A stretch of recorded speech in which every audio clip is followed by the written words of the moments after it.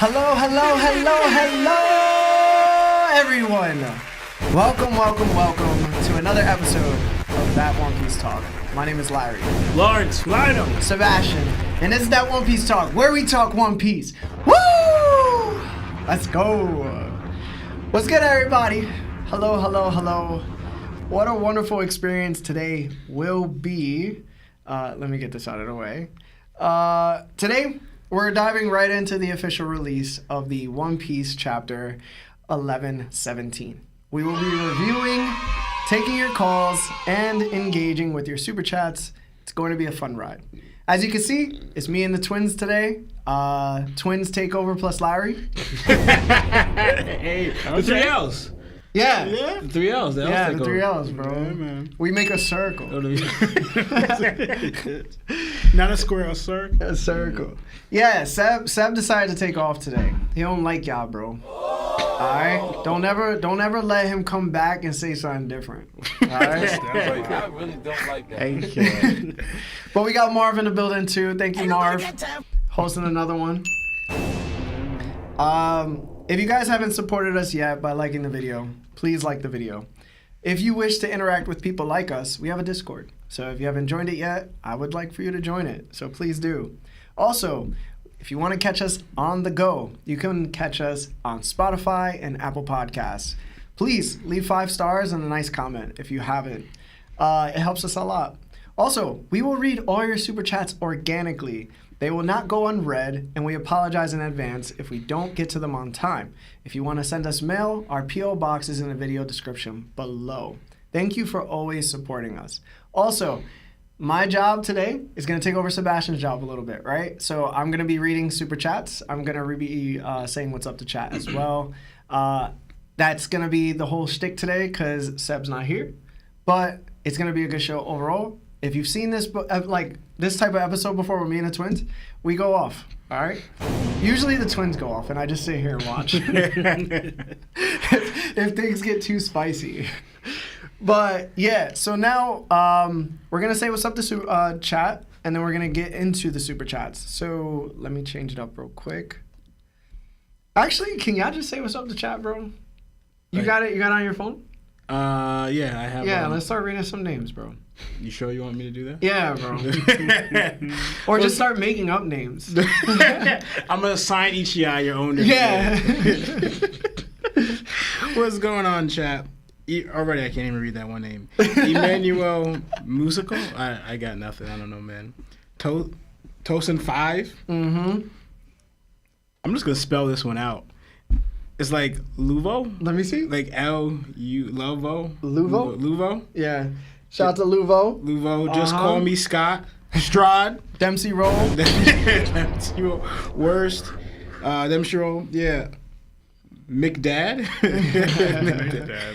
Twilight. Hold on. It's moving. Okay. Those ones just lost. Twilight. Straw Hat. Because they're moving up. So, okay. Now I see the struggle that Sebastian be going through. Dale Thomas. No, Sebastian just can't read. I don't think he got a bigger computer.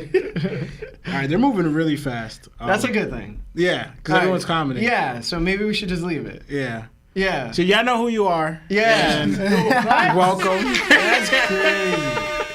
And my mom says that to us all the time. She goes, "You know who you are," when she can't say her names, like she forgets who it is. Like, you know who you are. Come here. All right. Yeah, shout out to everybody that Lawrence didn't call out.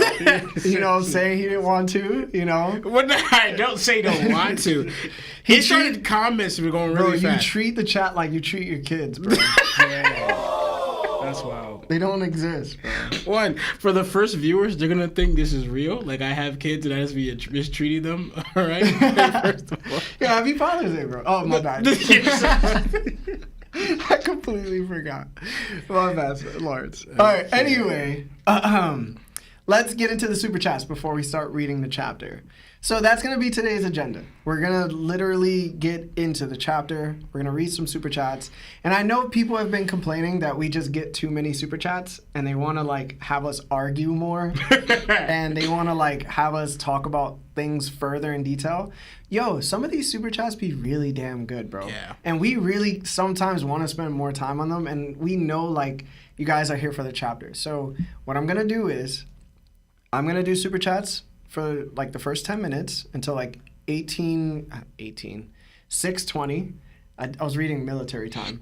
And then we're going to jump into the chapter. We're going to do 2 subjects, a little bit of super chats again, and then 2 parts more of the chapter, and then super chats, and then phone calls. I know that's a lot to remember, so just follow me, all right? But anyway, let's do these super chats. So, Athfarval, see, that's hard to read. Like, and I could read, bro. Atharval Bahekar. Sorry if I'm butchering that. You don't even know what I said. No, I don't. Apparently not. Oh, look at that. It says, good luck pronouncing my name. First time catching live. Thumbnail of Kitetsu's clashing. Exactly what I logged on for today. Hashtag best book club. Hashtag topped. 1, thank you for your first super chat. And also, thank you for catching alive. Mm-hmm. The Kitetsus, I'm going to throw to Lionel. Because Lionel likes to talk about the swords, and he's more proficient in knowledge than I think both of us are. Yeah. Yeah, like Lionel, yeah. Anytime it comes to like dates, ages, Kitetsus, Lionel's the guy. Yeah, like I'm just not there, bro. Kevin Salinas with the 5, thank you, says, hey, Topped, it's my birthday and I'm happy to be with y'all. Debating buying myself these flow tickets. Any chance y'all listen to J-Rock? I do not know what you just said. I'm going to keep it above. All I do is listen to podcasts. I don't listen to music that much anymore, which is kind of crazy. For real? Okay. Yeah, it's pretty wild. I still listen to music. I don't know who J-Rock is. Yeah. I'm sorry. Buy the flow tickets. That's the point we're trying to get to. Buy the flow tickets. Go, enjoy yourself, create a memory that will last forever. Money is usually not a thing when it comes to memories. All right? Obelisk with the 2 says, ready for my weekly BBC. Come on, bro. Hashtag topped on top. Hashtag Marv the GOAT. I respect that one. Thank you. Show him love to Marv, man. Dale Thomas with the 10. Thank you. Says, sup, book club? How y'all doing? I hope you're good, but more importantly, the question of the week. Would you let doll step on you? I'd let her. Hashtag doll simp. Hashtag book club. Hashtag buggy gang. No. Yeah, I wouldn't. No. I'd let her do more than that. Right? Yeah. Y'all crazy. T-Dot with the 9 says, let's go! A challenge for you guys. Twins, say 𝐿𝐵𝐴F. 𝐿𝐵𝐴F. So. 𝐿𝐵𝐴F. There's no way you said 𝐿𝐵𝐴F, bro. It's with an F, bro. 𝐿𝐵𝐴F? There you go. All right. Don't second guess yourself. Seb, say Larry right. He's not here. And Larry, see a big booty Latina without barking. Hashtag, yo, Marv, stand up real quick.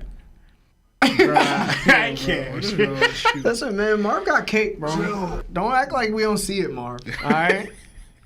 Hashtag Big Dog Larry. Thank you, man. And then we got Lance Schultz with the 2 says, I be thinking about grilled cheese. Cheese. Don't clip that. Is that from something? Don't clip it. Because that's an easy clip, bro. Don't say stuff like as if I'm saying it. Also, grilled cheese do go hard. Always. Yeah. I think I like cheese toast better, though, in all honesty. Yeah. It's less bread. Larry Lover with the $2 says, live, laugh, Larry. Hashtag BBC. Yo, bro, you guys gotta stop with the BBC. Bro. Yeah, Getting out of hand. Yeah, bro. Lance Schultz with the 2 says, I like this podcast as much as I like grilled cheese, dog. What's wrong with y'all, bro? Chris, our boy Chris, with the 5 says, my boys love and appreciate y'all. Oh, man. Thank you. Love and Thank you. appreciate you too, Yeah, Chris, man. man. Appreciate We that. got to get Chris back on the pod, bro. It's been too long, man. I've been, like, dodging collabs, bro. I don't know why. T-Dot, another with a 9, says, shout out to Marv, hashtag Marv1. Also, quick Q. What devil fruit would you give to Frankie to make him top 3 in the Straw Hats? Sending love from New Zealand, hashtag Buggy Gang. Thank you.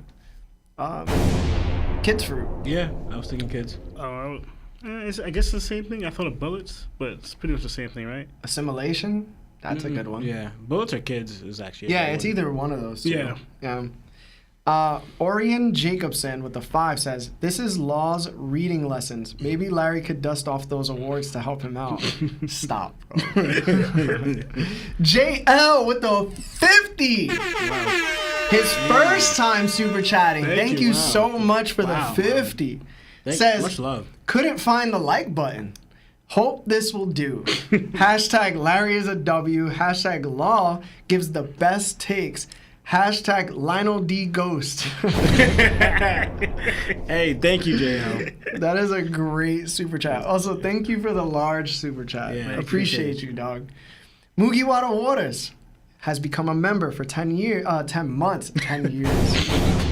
Imagine he signed up before we even created it. He went to the Nakama membership. Thank you so much. Says, man, the blue balling these last few chapters. Yeah, I mean, Oda's been holding back at the same time letting off. Yeah. Yeah. Is he like the king of suspense writing? Because suspense writing sounds crazy. I'm not gonna lie. It does. You be writing suspensefully?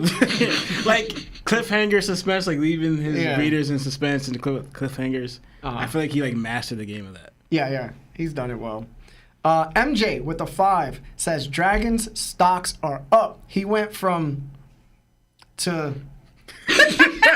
I don't know how to voice that. That's exactly what he said. Yo, that's actually hilarious. Yeah. Ali Raza Saeed with the 2 says, what's your favorite one-shot in the series? Ooh. Luffy punching Charlos. Yeah, for me. Honestly? Oh. See, I thought of one. I have 2.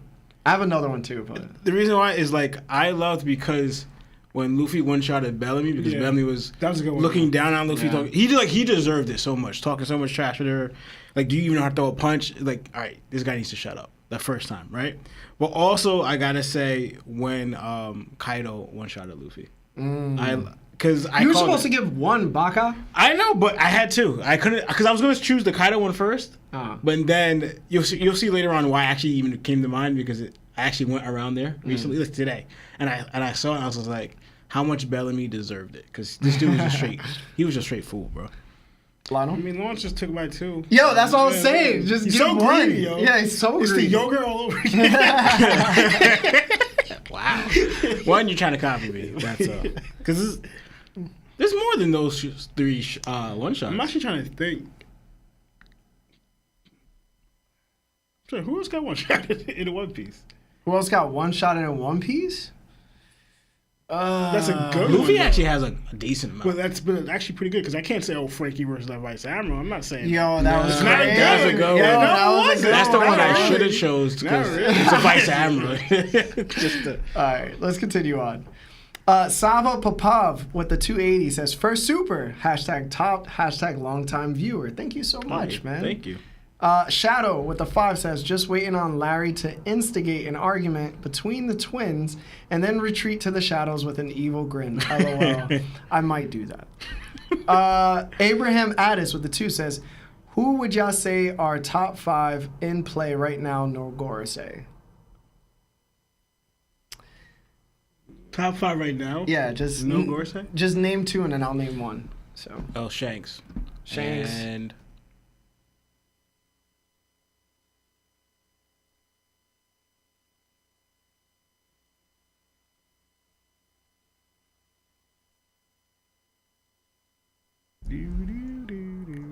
Well, all right, you're done. Yeah. Lionel, I mean, I guess I would say Kainu. name two more after that. Can I? Is it fair to put Luffy? No, I'm not gonna put Luffy there right now. I mean, yeah, I'm putting Luffy, I guess. Luffy, Big Mom, Kaido, and because they're not officially passed. That's who I was thinking of. I was like, that's why I wasn't sure either. That's why I didn't say them. And I'll say like Mihawk. Who cares? Maki Garo with the 2 says Larry Berry. Where's Sebikins? I don't even know what's going on with you, Maki. All right, don't know what's going on with you. Don't like it. Terrence Matthews with the 5 says Venus Juro's swordsmanship seems to combine gentle blade and strong blade like Mihawk. Yeah, that's what swordsmen do, bro. Michael Aguirre with the 5 says, been watching y'all for a long time. Caught up 2 days ago. Y'all are amazing. If y'all ever in Cali, also, have you guys read Tower of God? I have not. Also, shout out to Cali. But thank you for watching for so long. Yeah, thank you. And thank you for the compliment. Yeah. You know? Kabari with the $2 says A, B. What? Never mind. C, D. Yeah, there you go. I should have went to you. Strahd with the 5 says, what is your favorite dragon quote? Or hashtag angst BBC, ain't no stopping the best book club. Oh my God. Magic Hex with the 5 says, do you think we will make it out with some version of Kuma on our team? He gonna be passed, bro. In my opinion. I don't think he's gonna pass. I mean, he's already pretty much gone though. Yeah. So like I'm not talking about like past as in dead wise. I'm talking about like he's a full on android or cyborg, whatever. Yeah. So he has no. I mean, Vegapunk can't reverse that. So yeah. Well, see, Oda kind of gave us a little hint of hope with what that action he did by punching, Saturn, right? What was that? Yeah. Did his will overcome it, or his fatherly duty, his fatherly love overcome what happened to him, right? Maybe how, for example, Kaido said, like hockey or your will can kind of trump things. Maybe this kind of trumped what was happening to him there about losing his humanity, his will, right? And if Oda wants to draw that a happy ending for Bonnie and them, you kind of have Kuma have hope there with his humanity. But who's going to be the one to do it? It will only be Vegapunk. And if he's passed, who's left to really do it besides, what's her name? Bonnie? No. The Vegapunk. Lilith. Yeah. So. I mean, I thought of that too, and I only thought of the only way possibly she could do it is do Extorted Future on Kuma and change him maybe of being a cyborg. Put him into she wakens her ability and uses, like Lionel said, Distorted Future into a version of where Kuma didn't do it. That's the only way I can see it possibly working out for Kuma. All right. MJ with the 50 gifted. Wow. Yo, knock him a fist in the chat for the boy. Thank you so much for the 50 gifted, man. Appreciate you, heavy dog.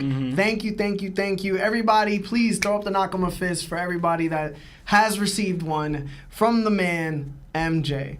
Also, it might be a woman. I don't know. That's true. Yeah. It might be Mary Jane. Shonen Showdown, the boy, he went live for the first time. Nice. Such a good vibe. The dude just hit 20,000 on Instagram. He puts in so much work. He's so creative in so many ways. One of the hardest working creators I know. Shonen Showdown with the 50 super chat. Says, yo, my goats. How do I catch up to y'all someday? Also, Mihawk looking like a Juro victim. Hashtag Dragon will get to Egghead. Hashtag Gorosei top 5. Hashtag okay fine Gorosei top 10.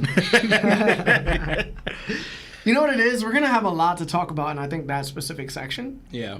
So, Shonen, stick around. We're going to save it for that because I think everybody wants to hear that part too. And we're going to be doing the chapter for a little bit before we head back into Super Chats. And then, guys, I know there's Super Chats, but I want to keep my word, all right? It's 6:20. I want to jump into the chapter, and then we'll go right back to Super Chats. I swear we will. But please, just be patient with us. We want to hit this chapter first, okay? So, let's get it. You guys ready? Yeah. All right. Today's chapter is titled A. For the cover story, we are continuing with Yamato's surrogate pilgrimage. The caption at the bottom says, I'll pay my respects to the code of the Yakuza before I go. We see Yamato hugging the former ruler of the Mokumo dukedom, Neko Mamushi. Garchu? On the side of Yamato and Neko Mamushi stands the former Yakuza boss, Grandpa Hyo, a.k.a. Hyogoro of the Flower. He's smiling ear to ear. Do you guys have any thoughts on this cover story, starting with Lionel? No, I didn't have anything on this one. I don't. But I'm just kind of quick. Do the non-scabbers know Yamato like that? Like they know that she contributed to helping them? You mean beat Kaido? But she was fighting with them against Aramaki, bro. Yeah, but I'm thinking but when did they realize that she was an actual ally besides the Straw Hats? I know Straw Hats knew. It was probably Momonosuke told her. Momonosuke was probably like, yo, she was fighting with me, dog. She legit protected Momo, so Momo had to relate that. Okay. Yeah, and Shinobu was there too. Remember Yeah. when she was protecting Momo? Okay, because I'm just trying to figure out, because I just know. Lionel didn't watch Wano. I read it. Lionel didn't watch Wano, bro. But I'm just like. But to Lana's point, it is true that we didn't really see Yamato's Interacting. interactions. Yeah, that's my point. with them We at just all. like even when they're pretty much when Yamato was helping Momonosuke when Sasaki, shut up, Momo, There you go, bro. with Sasaki, Frankie even asked like, "Who are you?" Because he wasn't fully familiar with her yet Yeah. during the battle. So I'm thinking, and that was only with the Straw Hats interaction a little bit. I don't remember any interaction with her with any of the Yakuza or the Skybirds or any of them. That's why I'm like, I don't really. They didn't really fill that in, honestly. So that's what I'm like. And that's what Sebastian was arguing about. Even like the love aspect. Yeah. She's getting a lot of love, but like even with the Straw Hats, like Zoro, Sanji, them didn't really. Sanji, when he fan girls over any girl that kind of pops up that's kind of attractive, but Zoro didn't really have an interaction with Yamato, and it just really was Luffy and then Momo and then Shinobu. Really, then Frankie kind of saw her. So that's why Sebastian's talking about. And then now you have all of Wano when she was like, we saw it, she was locked up for most of it and kind of separated. Kaido was even playing to that. So where's all this love coming from out of nowhere? One battle, she chooses to fight for you guys, and then there's nothing but love now. And that's why Sebastian's saying that did she earn this affection that she's getting that she's leaving?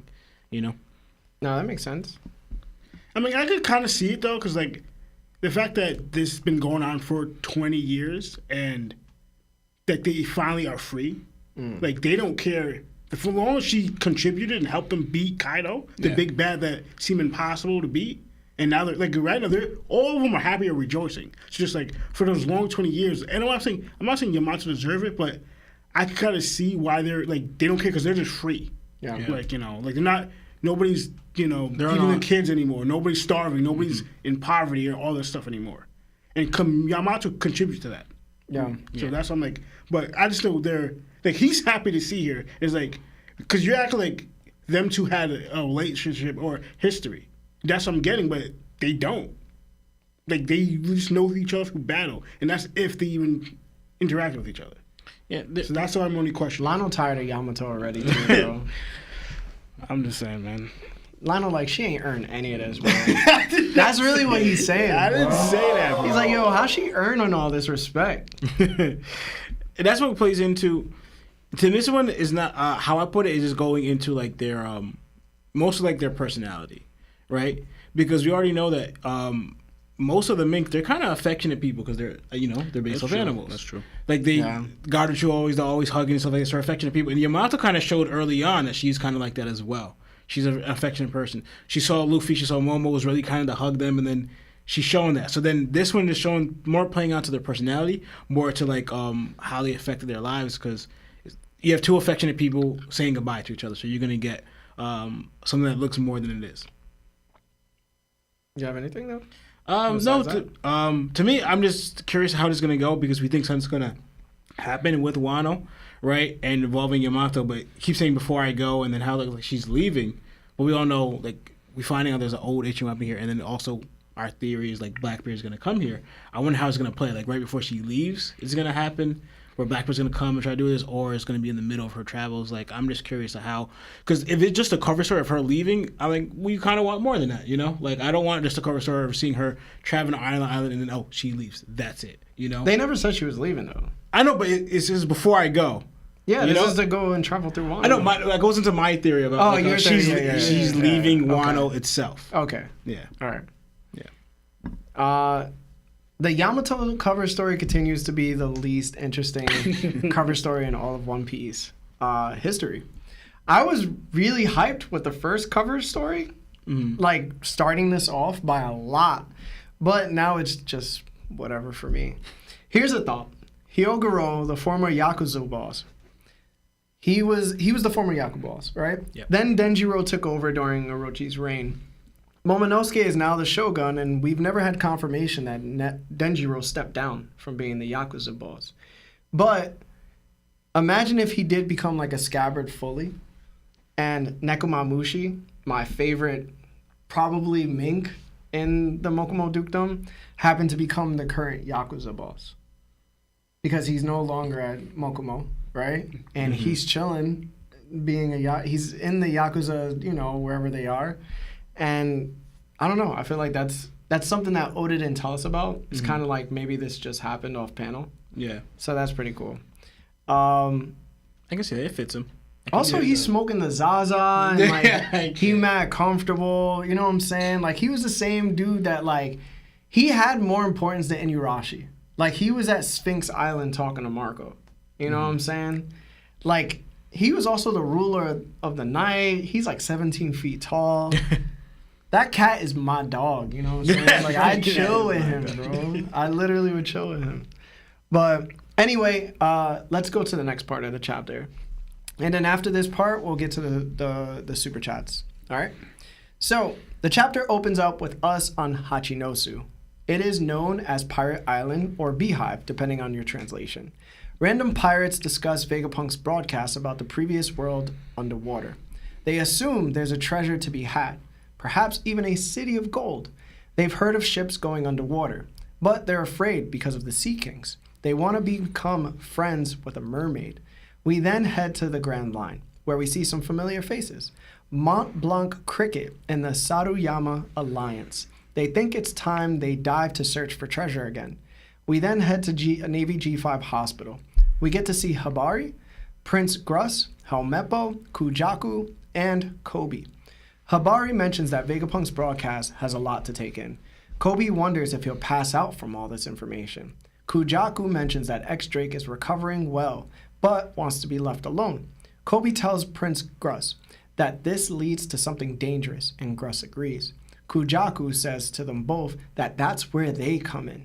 We then see X-Drake, and he's mean mugging out the window near him. Finally, we stop at the New World. Someone calls out for Tashigi. It's the White Hunter himself, Smoker. Tashigi responds, she's at the G5 General Hospital, where the rest of the previous Sword members are. Then we head to a monitor, where Vegapunk tells everyone, I know the information is in bits and pieces, but if I were to say more, it would be speculation. What are your thoughts on the first part of the chapter, Law? Yeah, so actually this is what I wanted to come that I have a little bit on, not too much, but I just wanted to point out a few things. And right, so here it mentions the sunken city of gold, and it makes me think of like Wano, how maybe the ancient kingdom foreshadowed, or Wano foreshadowed the ancient kingdom more than I was saying before, right? Because we know how Wano, right, especially old Wano, was known as the land of gold in Ryuma's time, right? And now that land of gold or that Wano is underwater, right? Yeah. Because it got trapped in, right? And it made me also think of Northern Story of the Mountain of Gold, but this one, shot up to the sky instead of got sunk in the sea as of old Wano and the ancient kingdom, right? So I want to bring out also in chapter 224. Bellamy mentions El Dorado, the Emerald City, and the One Piece, right? Famed legends. And it makes me think that they all exist in the One Piece world, right? Obviously One Piece exists, but Emerald City and El Dorado, because we hear City of Gold and all that stuff like that, but these two are either the same or different, but we just know that they're famed legends, right? So, but I think that just like the ancient kingdom, right, that Wano, Ancient Kingdom, and Jaya have something in common, right? They were legends to them, but through a crazy phenomenon, something happened to them that made them kind of like disappear, right? So I think that, just like them, and we think of like God Valley, right? How there wasn't a famed city, but it was there, and then crazy phenomenon, it's gone, disappeared. So I think all these may actually exist since Oda named them all, El Dorado, Emerald City, and everything. They all exist in the One Piece world, but something happened that made them not so easily, I guess, attainable or able to get there. Like, you know, have Jaya shot to the sky, and then Old Wano sunk to the sea, Ancient Kingdom sunk to the sea. And now that leaves, One Piece is also hidden somewhere. But it also leaves now El Dorado and Emerald City.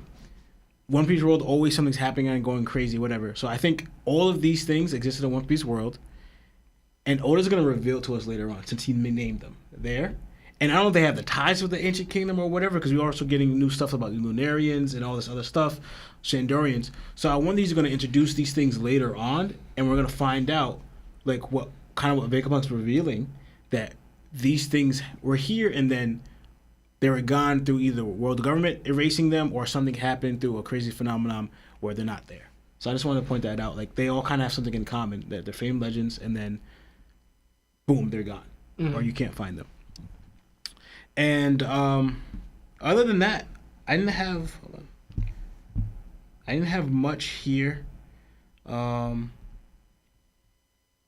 except for the part where, like, I don't know, I thought it was very interesting, this part right here, where he says, this appears to be leading to a pretty dangerous conclusion, right? Don't you think, Prince, right?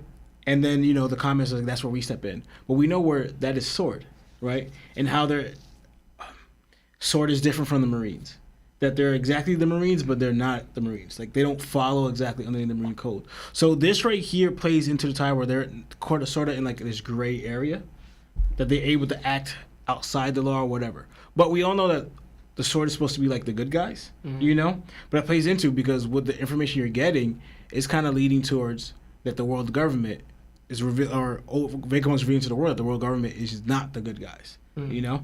So to me, it's like, I think she's saying, I don't think she understands what she's saying by, like, this is where we step in, unless you plan on going against the world government, you know? What if Sword was getting putting in place for that reason? And that's why it make me think, why was the world government ready to attack Sword, right? What if Sword is in opposition to the world government, so to speak? They act in Marines, but they're in a way that they would fight the world government if they had to, where normal Marines would not. Marines just kind of listen to the world government, whatever. But Sword, as soon as we saw Drake meet a CP9 agent, which I always questioned, because I was bringing up too, you guys should be allies. Why was there a rift and already fighting against you two? You know? But if going right here, this is where we step in, plays into, if the world government, we find out that they're actually the enemy, Sword comes in, no, now that's who we fight. That's who we attack. Because their main thing is protecting the civilians that the Marines should be doing. Yeah. Yeah, and that's all I have. All right. Lionel? I don't have a crazy lot here either. Maybe when we're talking about the City of Gold and when they're bringing up pretty much like the whole world and stuff, I started thinking of, I'm surprised they don't have any more submarines to go down there, because I only know of two, right? Law has one, and I think Norland has something similar, or like a. Well, no, he has the rope thing, right, with the suits. Cricket? Yeah. Scuba diving gear? Yeah. Because they're scavenging, like, when you take up sunken ships or whatever, is for that. Yeah, so he doesn't have a submarine then. Not exactly. It's not like laws, but it's something similar. But it's mainly for scavenging sunken valuables or whatever. Because I was thinking, for you to possibly go down and get this or look at it, I mean, because I don't know what Roger did. I don't know if, because they talk about the final island, but they never implied the final island's under the water. We don't know what it is, but the fact that you need the Poneglyphs to get there shows that it's not a place that you could just go to regularly. So, but that's something like, for you to get there, you would most likely need to run obviously a coated ship, but I don't know how strong the coats are going for that the pressure underwater. The coating break. I don't know if they clarified that with the technology in One Piece. And I know in Law's ship, I know it's a submarine, and I know it goes pretty deep in the water, but I don't know how even far that could go. Like, but I know like pretty much that it went like it goes to Fishman Island, and I know when Robin brought up the whole point where Joe was about to go out, and he stopped him because the water pressure would literally take him out if he went there. And I'm thinking like, how far is obviously if this is underwater, that means how it says 200 meters, but I don't know if it's like all the way deep underwater or it stayed there somewhere, like it landed somewhere and it's like actually reachable, where you won't need the water pressure taking you out. But I'm like, I don't know. But I'm thinking, I thought they'd really build more things for you to get there, you know, Yeah. in general. But I don't know, because I even thought that even the Marines or the world government, like, you guys are staying away from it, or you guys could get to it and you choose not to. That's my question, is why, like, they don't want nobody to go there, but how come they don't go there themselves? That's what I always wonder why. Because they have, for instance, the world government would have the technology, especially if you have Vegapunk bagging you, you have the means to possibly go there and get it yourself and preventing people from doing it. Because you just took it. You took it away from them. Now there's nothing there. They can't go anywhere because we went there and did it. So I was wondering, like again, means of getting to the, what would be submarines or coding, or a brilliant scientist who could make something probably even better than that. But I was wondering why the world government never thought of actually doing that, going down there and getting it themselves, or I don't know. It was cool seeing Smoker again. But again, I don't know what Smoker knows, and if Vegapunk told Smoker this already. I know what you're gonna say, like, yeah, I know, but like, and Ian, he's a vice animal, but whatever. But I think it's like, we haven't seen Smoker since Dressrosa. I mean, no, yeah, since Punk has it, and you want to go see Vegapunk. So, I don't know, I'm not saying that Vegapunk told Smoker all this already, but what does Smoker know now? And if he's listening to this, what else is he thinking? And where is he? Smoker don't know a damn thing, Lionel. I mean, he's listening. He's as useless as every other VC, bro. I don't even know if he's a VC. I don't pay attention to him like that. Okay. All right? Little captain out here, Brian on his big wheel. Don't care about him, bro. Why you hating, bro? Why you hating? Anyway. Where did you stop off at? You made me lose my right there, bro. Yeah. All right. I can't. Oh, man. Anyway, I love the City of Gold was brought up. It brought back Wano for me, as Lawrence said. For those who don't know, Wano was known as the Land of Gold or the Country of Gold. Centuries ago, during Ryuma's period. During that time period, world nobles came after Wano to obtain this gold. Ryuma defended against everything that came to their lands and became known as the God of Blade. Also, Shandora was known as the City of Gold. To be honest, I didn't think about all the other islands that might have had also treasure on them that have disappeared in One Piece. So that's a pretty dope theory. I like that idea. Shows that, you know, maybe there's a consistent type of pattern that Oda's displaying that we haven't seen before. The way Oda weaves in the pirates saying about making friends with a mermaid to explore underwater for treasure is a stroke of genius. It not only adds depth to the narrative, but also aligns with my ongoing theory, which I'm excited to share in the next episode. I think it's going to be ready. Also, Cricket, he better chill out, bro. He better chill out, bro, because the last time we saw him, he was about to pass from decompression sickness. Yeah. Like, Chopper ain't on standby right now, bro. Like, you're going to have to chill out. Like, you can't just start diving. Unless he's feeling better, then he could probably do it. Yo, chill, man. We need you to stay alive. Yo, the Sato Yuma Alliance, I mess with those monkey men, bro. Do not clip that. That sounded crazy. I know this is going to be controversial. But I do not like the men in Sword. The women are dope to me, but Helmeppo, Prince Gruss, Koby, they don't cut it for me, bro. Even Drake and Smoker, if he's in it, they're whack to me. And then they're led by the Marine's greatest coward himself, Garp. I don't know what to say that's positive about them. I'm gonna be honest, bro. Maybe the only thing I can say is, like, at least they're not with Dragon. Or, like, Dragon's not involved. Like, that's the only positive I can think of. But I just feel like they're whack, bro. And also seeing Smoker ruins the chapter for me, so I'm done. I'm done every time he comes through, bro. I don't care about Smoker, bro. White Hunter, that sounds crazy to me, bro. Change his name, bro. He riding his little big wheel like, yo, Tashigi, where you at?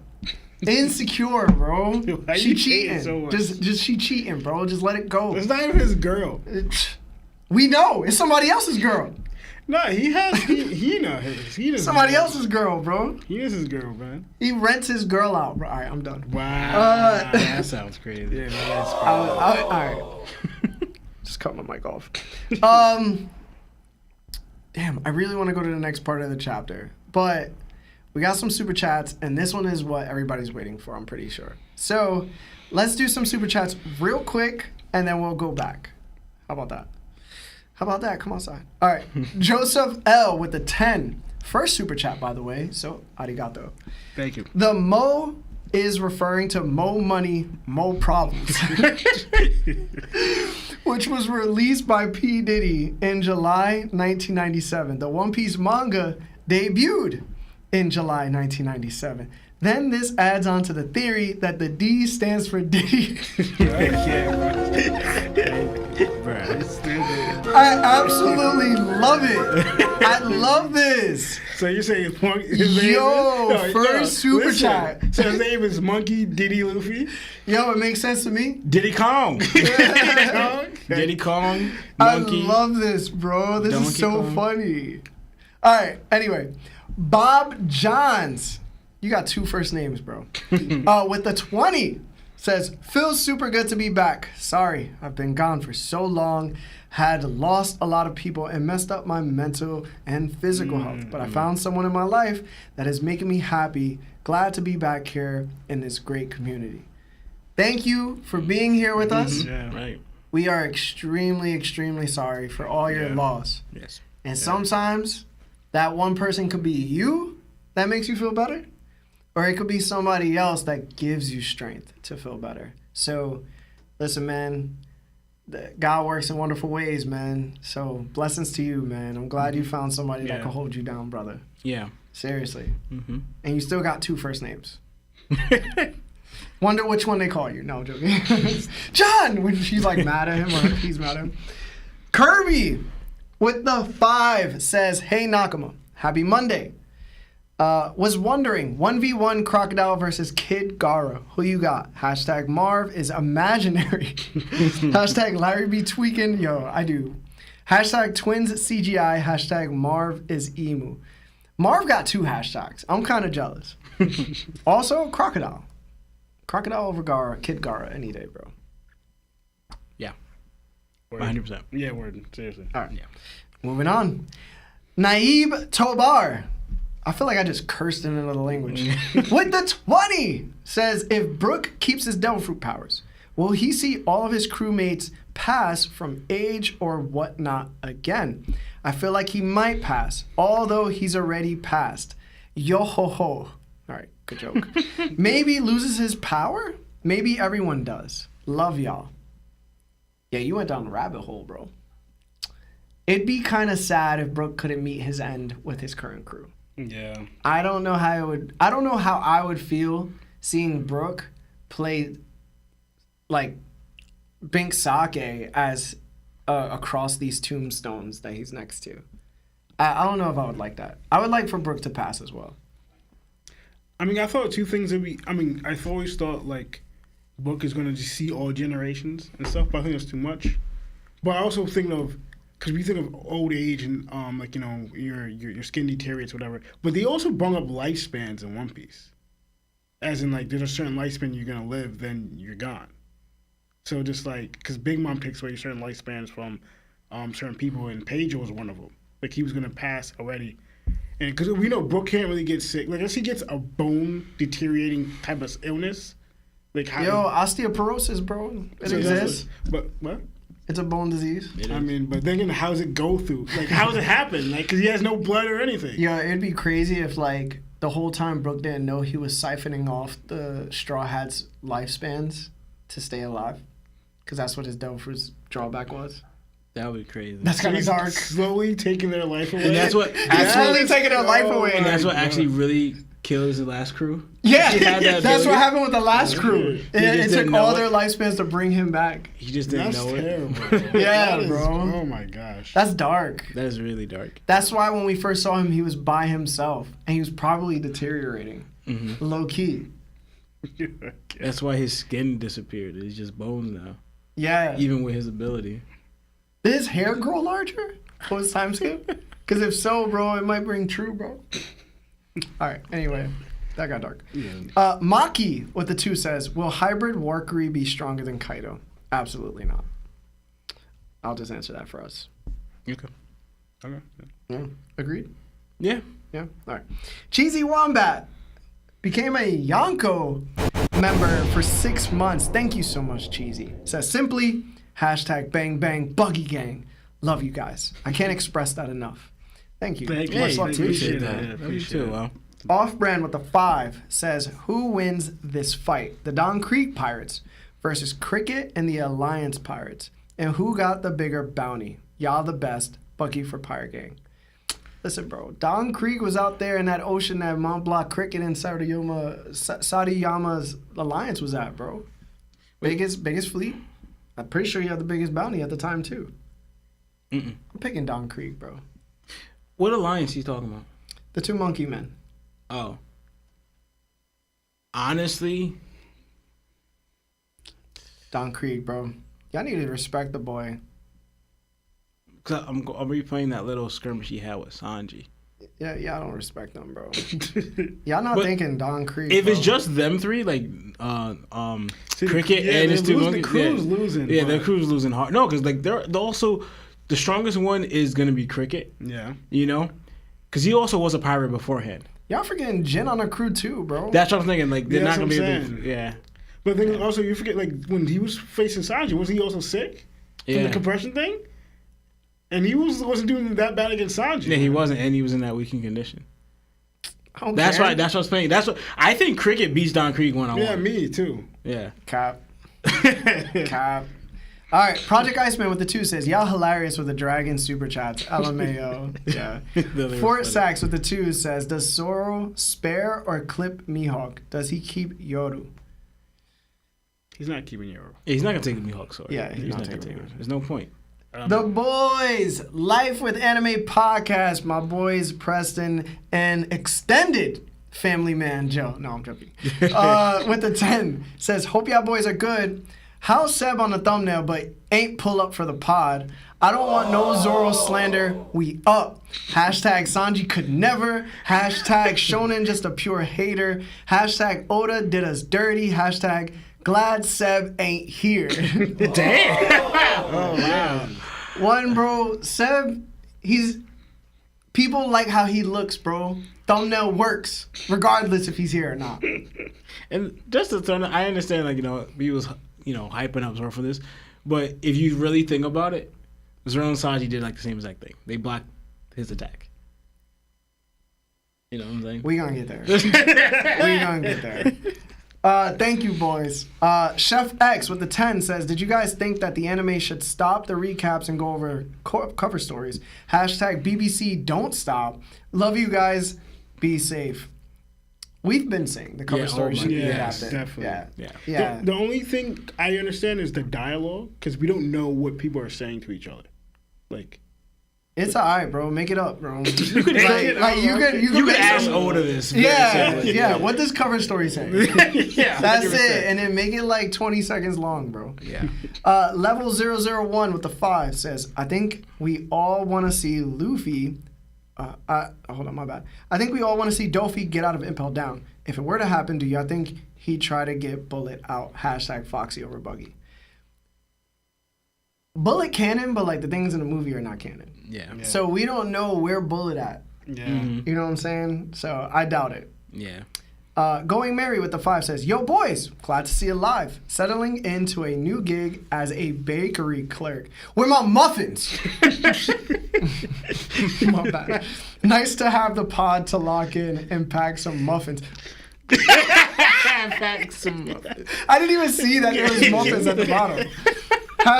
Nolan Gang, #Gyat no me, bro. Is he sending muffins? Is that what? Yeah, where are our muffins? Muffins. Chocolate chip or blueberry? Yeah, Alright. bro. I'm expecting it. PO box in the video description below. Don't play me, bro. I want that muffin, man. All right. Jalen Burns with the 5 says, who y'all got winning a war current Luffy / Straw Hat Grand Fleet or Marine Ford Whitebeard / Whitebeard Pirates? Love the content. #Larry's bald head. We went over this before. I think I said that Luffy wouldn't do as well. Or he probably, he wouldn't do as well as Whitebeard because of his time limit. Yeah. But if they're talking about, like, so it's the Whitebeard Pirates against the Straw Hats and the Grand Fleet? Is that what it is?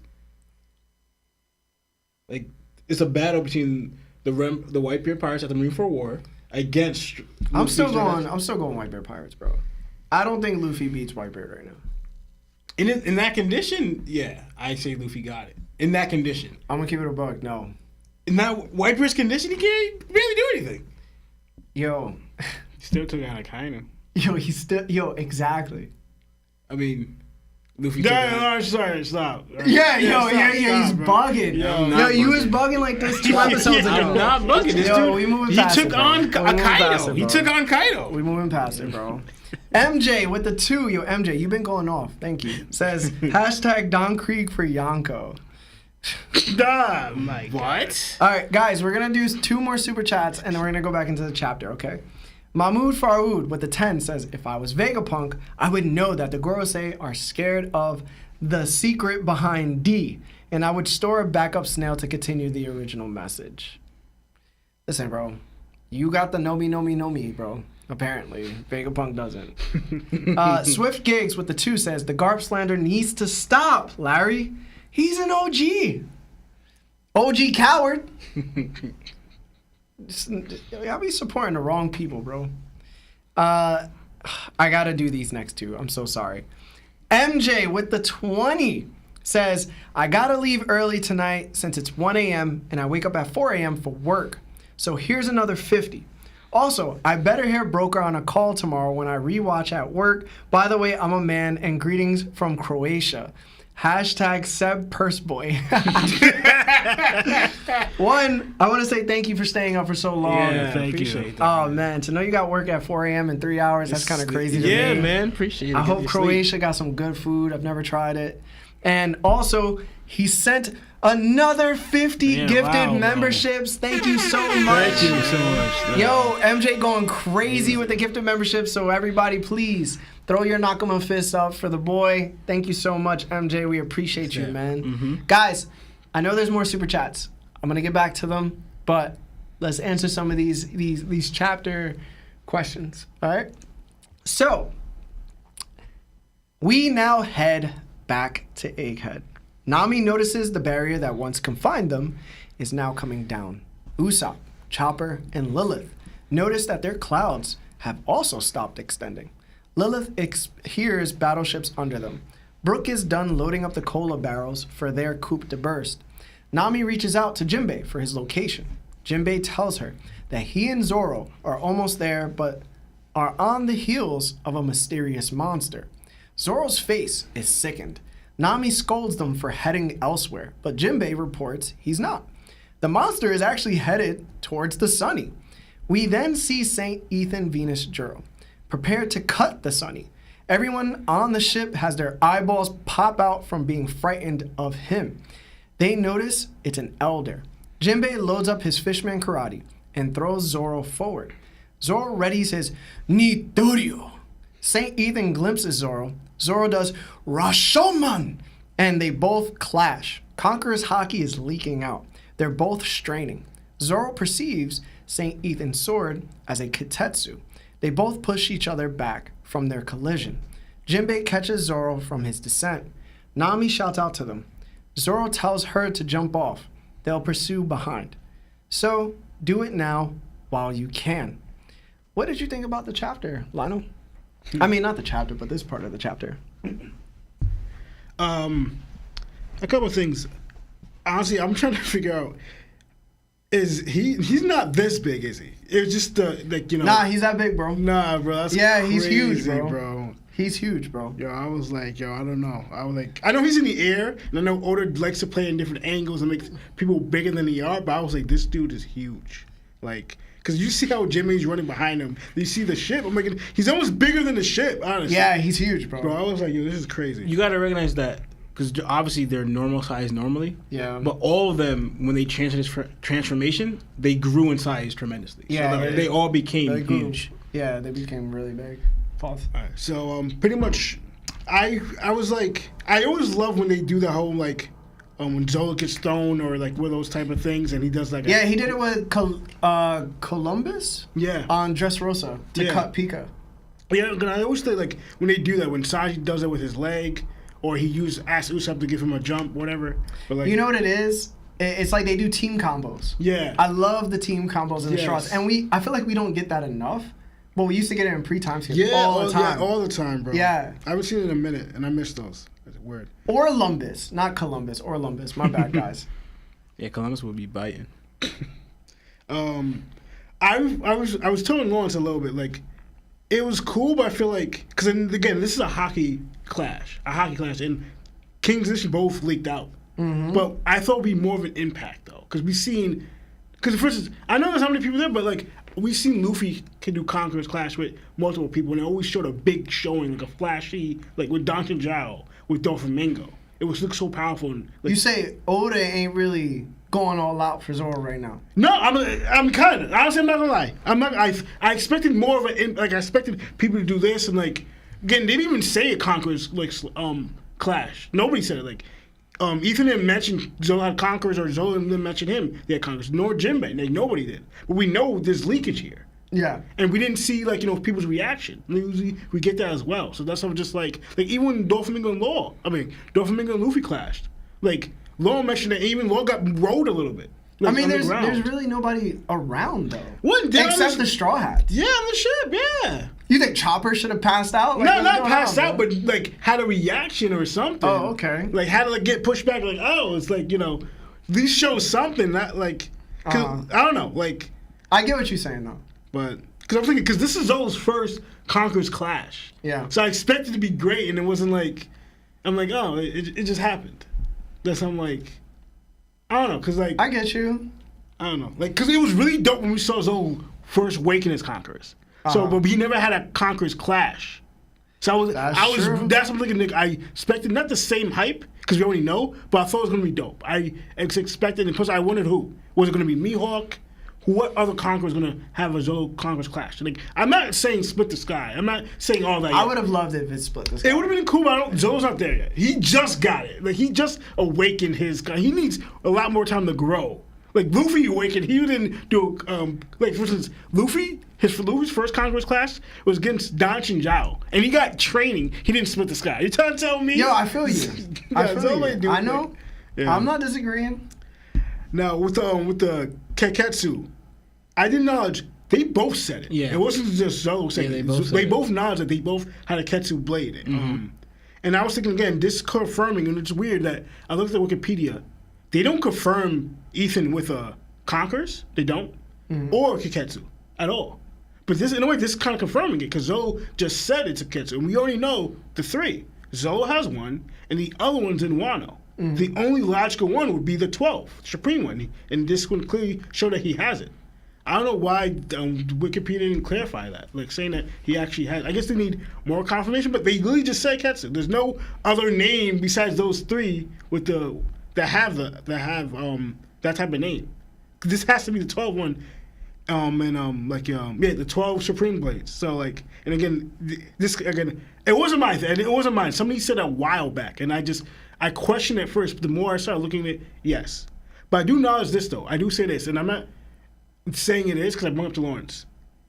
If you notice, though, all the people who carry the Supreme Blades, so that we've seen, the 12 Blades are all Conquerors so far. Roger, Whitebeard, and if they can confirming it, he did Conqueror's leakage, him, and that's the Supreme Ketsu, he's a Conqueror. The only one that would be out would be Mihawk.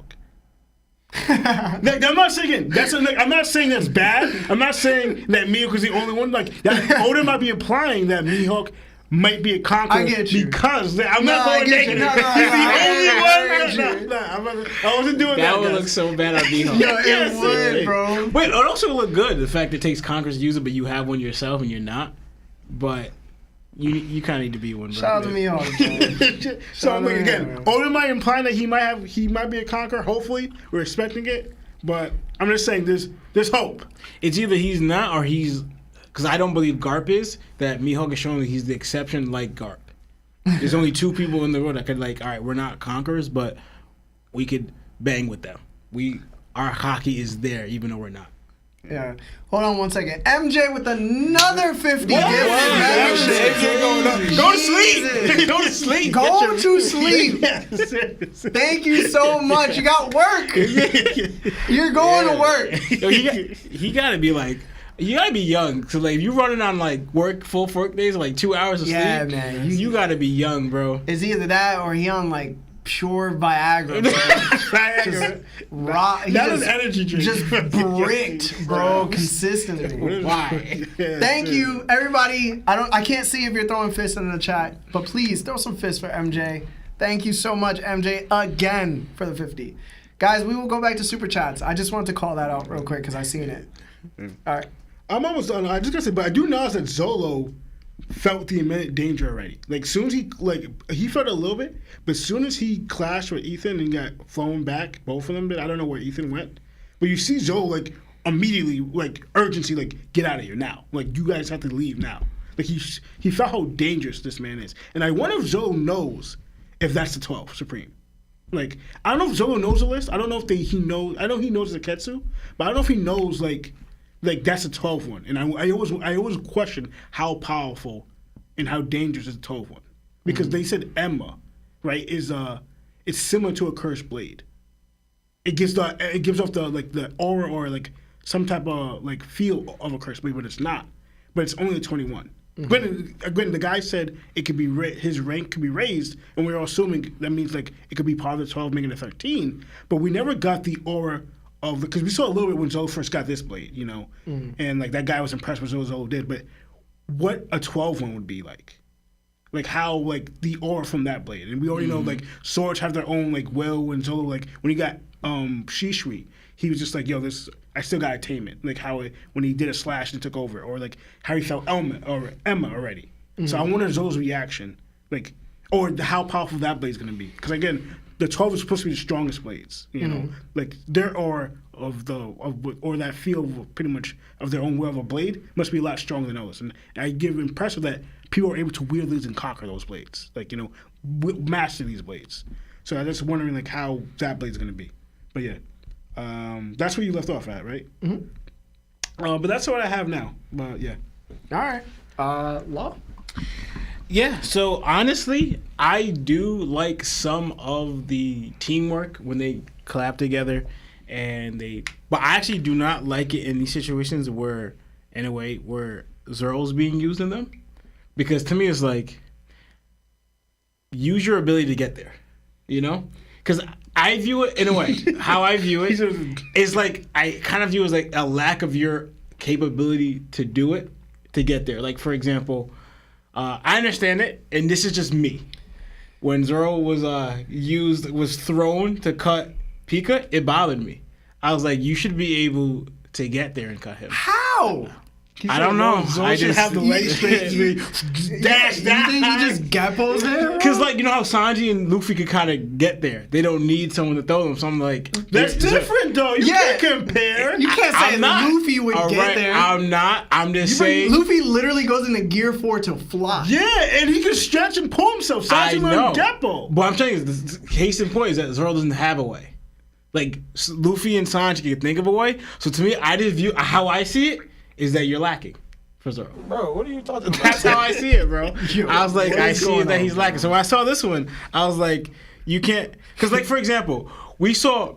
it's different scenario, but, for example, we saw Rayleigh when he was fighting Kizaru. That distance... Kizaru was already using his ability. We saw Rayleigh kind of like fly towards her somehow. That was the anime. I'm saying that. But hold on. But that was also such short distance. Yeah. He could have just jumped from the tree to Kizaru. But no, we've seen Shanks do that from whatever island from the ship to the kid ship. Yeah. We talking about how far is he, bro? We have no idea since how far Ray was. And plus, Ethan is running away from him, and he's a horse. Yeah, and also he has horsepower. We saw how fast Ethan was in the beginning. I know. Ethan ran across the whole island in like 5 seconds. I know. This is what I say. Is I'm not to me how I view it. Because one, we don't know how far Ray was. We don't. Right? We just know that he showed up to help. Right? And he got there, and while Kizaru using his ability, like that. What if Shaggy thrown him, bro? like, for all we know, Shaggy could have thrown him, bro. Hey, Lawrence, you forget, like, for instance, Jinbei is behind Ethan a little bit. But that's like, there was like passing running. Like, Jinbei was not keeping up with Ethan. Ethan just ran past him, and they got dust. I know. They got dusted. I know. I'm just saying is that case in point, what I'm trying to say is, I just want to see him to be able to. Because it's like a situation where they're not there, right? Like, I want to be able to see it. I want him to be more mobile to be able to get there. What's going on, bro? Dude, I have high standards, man. You guys know this. I have very high standards. This is insane, bro. I have very high standards. All right.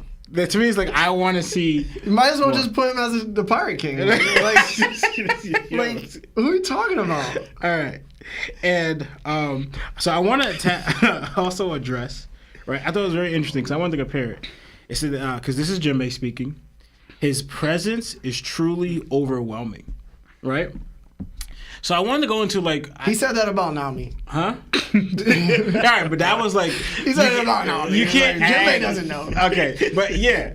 But obviously you got to add that's, Nami's running gag is that she's the Hawks' person on the Straw Hat crew.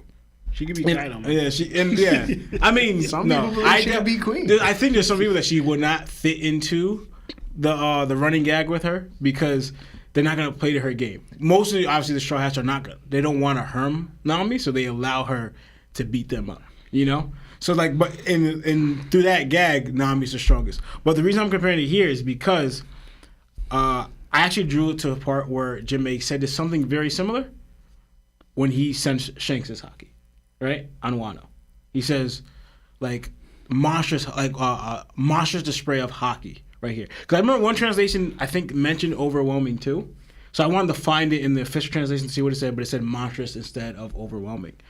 Right? So now I'm just playing to, like, how, just in a way, just to scale. Because now, like, Lana brought up good points about the 12th grade... 12th graded Supreme Swords. Yeah, the 12th grade Supreme Swords, and a Koketsu at that, right? Kiketsu, yeah. The cursed one. So now we already saw how it was getting hints to when we first was introduced to it was Zoro, right? And how that one swordsmith or sword salesman, whatever you want to call him, was scared, like telling Zoro... Blacksmith. Yeah. Right? Was telling Zoro, like... What's going on with you today, What you mean? He was selling it. I don't know if he was making them. The one that he sold Zoro the sword, he was selling the swords. I don't know if he made them, so that's why I said sword. Are you talking about Sasaki with the long nose? The Tengu? No. When Zoro first got it. Back in, what town was that? Longtown. Oh, yeah. Okay. So I don't think he made them. I think he was just selling them. Yeah. So that's why I said that, yeah. So he was warning Zoro the dangers of the sword. And this is like the least one. This is like the 5th grade. The weakest one. The weakest one out of all of them, right? Mm-hmm. And then later on... So we know how that went, and then we saw later on. Now we're talking about the guy with the long, Odin's father, one with the long nose. Sasaki, Sasaki, right? And how he was like not Sasaki. What's his name again? I'm actually bad with his name. Like, I don't know. Sayaki? It's the master. Whatever. That's not even his nose. Yeah, I forgot his name. I'm pretty sure. Yeah, but anyway, go. That's what it's called him, Odin's dad. But anyway, him and how he actually kind of like hid that sword. Right? He didn't want anyone to use it because of... Suyaki. There you go. Right? The danger that it posed to the potential wielder. Right? So now you have the 12th grade one. Right? And how, like, I guess, powerful this was supposed to be. So it's like kind of the hype of the other two. Put this one at a completely different level because this one is supreme and all that stuff. Somebody in chat says Suzuki. Suzuki? His name is Sukiyaki. You heard? Yeah, I know. Sukiyaki. It's Sukiyaki. Yeah. So I'm tying it together with this, because now even though like if you're saying that, and also what we see of Emma, right? Because Emma's not a 12th grade, and it's also not a curse blade, but it acts like so it has a strong presence. So now you go with this 12th grade one, you gotta expect it. What Emma is doing, this one's at a whole different level. Right? Whole different. Right. But this one too, if you want to attack to that Oda was wielding Emma like a feather, this one is showing very much similar. With his overwhelming presence, he's wielding this supreme grade sword that is cursed, higher than all the ones we've seen, like a feather. Right? This is nothing like it gives him no problem. We even saw him like cleaning it like it was nothing before. So this one gives no problem. This is like his sword, right? And with his overwhelming presence, we're going at his scale into like the strength of what I'm gonna say all Gorosei or him is truly monstrous. Like he said, Jinmei even said it. And this is Jinmei who went against Big Mom's Haki and showed no intimidation at all, saying that this right here is truly overwhelming, right? Giving credit to how strong he is. And then now their class. I thought it was very interesting. I have never once heard Zoro call any of his attacks Paradise. It made me think of Odin, right? And I was like, there's no way you learn this attack like on Wano. Odin's not there. So I compared it because like Odin would say Paradise, Fall, Waterfall, Paradise this, Paradise this, in a lot of his attacks. I've never once heard Zoro say this until after Wano. Paradise, Restful Paradise. I'm like, where'd you get this? And then think of how Odin used it too. It was a two-sword style attack. So I'm thinking, how could you take this from Odin? You know, I thought it was very interesting. I'm not a biter, I'm a writer. Right? The sword told him. Yeah, I don't know. Like, how did you learn this attack, Paradise? Because that's Odin. Enma told him, bro. But it's not exactly Odin's attack because like Odin's Paradises were different. I never heard Odin say Restful Paradise, but the Paradise name was in it. Yeah. You know, but I just thought it was very interesting. It's two-sword attack and it just reminded me of Odin's attack, right? And the line I brought out too, and how they both mentioned because like to me their both reaction was the exact same. They both clashed, gritted their teeth, and went Koketsu. They kind of reminded me of each other. Like I was like, dang it. Oh yeah, Venus Zoro, the Zoro of the Gorosei, because like how their response. Yeah, I thought what if he said that? Like no, but I was like, what if they branched up that he actually is a relative of thing? To me, I kind of like the idea when I saw, it was like a fan made post, I guess on Instagram, where just like how they recognized the Gorosei recognized Nika, that they would recognize Ryuma and Zoro. Like they would see him and be like, Ryuma? Like kind of like how that way. So I thought it'd be very interesting because like supposedly they're supposed to be really, really old. And to me, this is what I'll say. I'll add it. So I'll re-edit what I said about the whole Sanji thing. The difference though is I thought it was impressive on Zoro's part. I know I just kind of attacked Zoro before.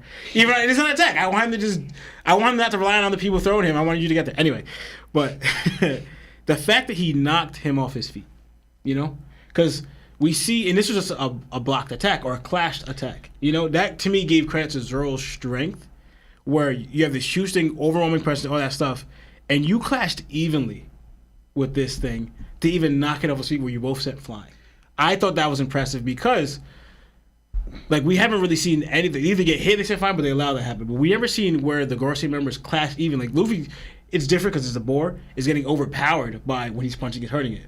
Zoro clashed even with it, able to knock it back itself. I thought that was impressive on Zoro's part. I do say he did knock it back, but he didn't knock him out of his feet because he was already in midair. He was never on the ground. This dude is leaning upside down, man. I'm saying like when Zoro dashed and hit him, his legs weren't planted on the ground. I know. No, I get that. But the thing is, the fact that this dude is like falling, like legs in the air, gives him credit that you got knocked back off your feet, right? But anyway, that's all I have. Yeah. For me, listen, man, I know everybody going crazy over the Zoro and Sanji comparisons, and I could do the same thing, but I won't. All right? I'll take it in a different direction. Zoro is out here clashing with Gorosei members who have Conqueror's Haki and gritting his teeth.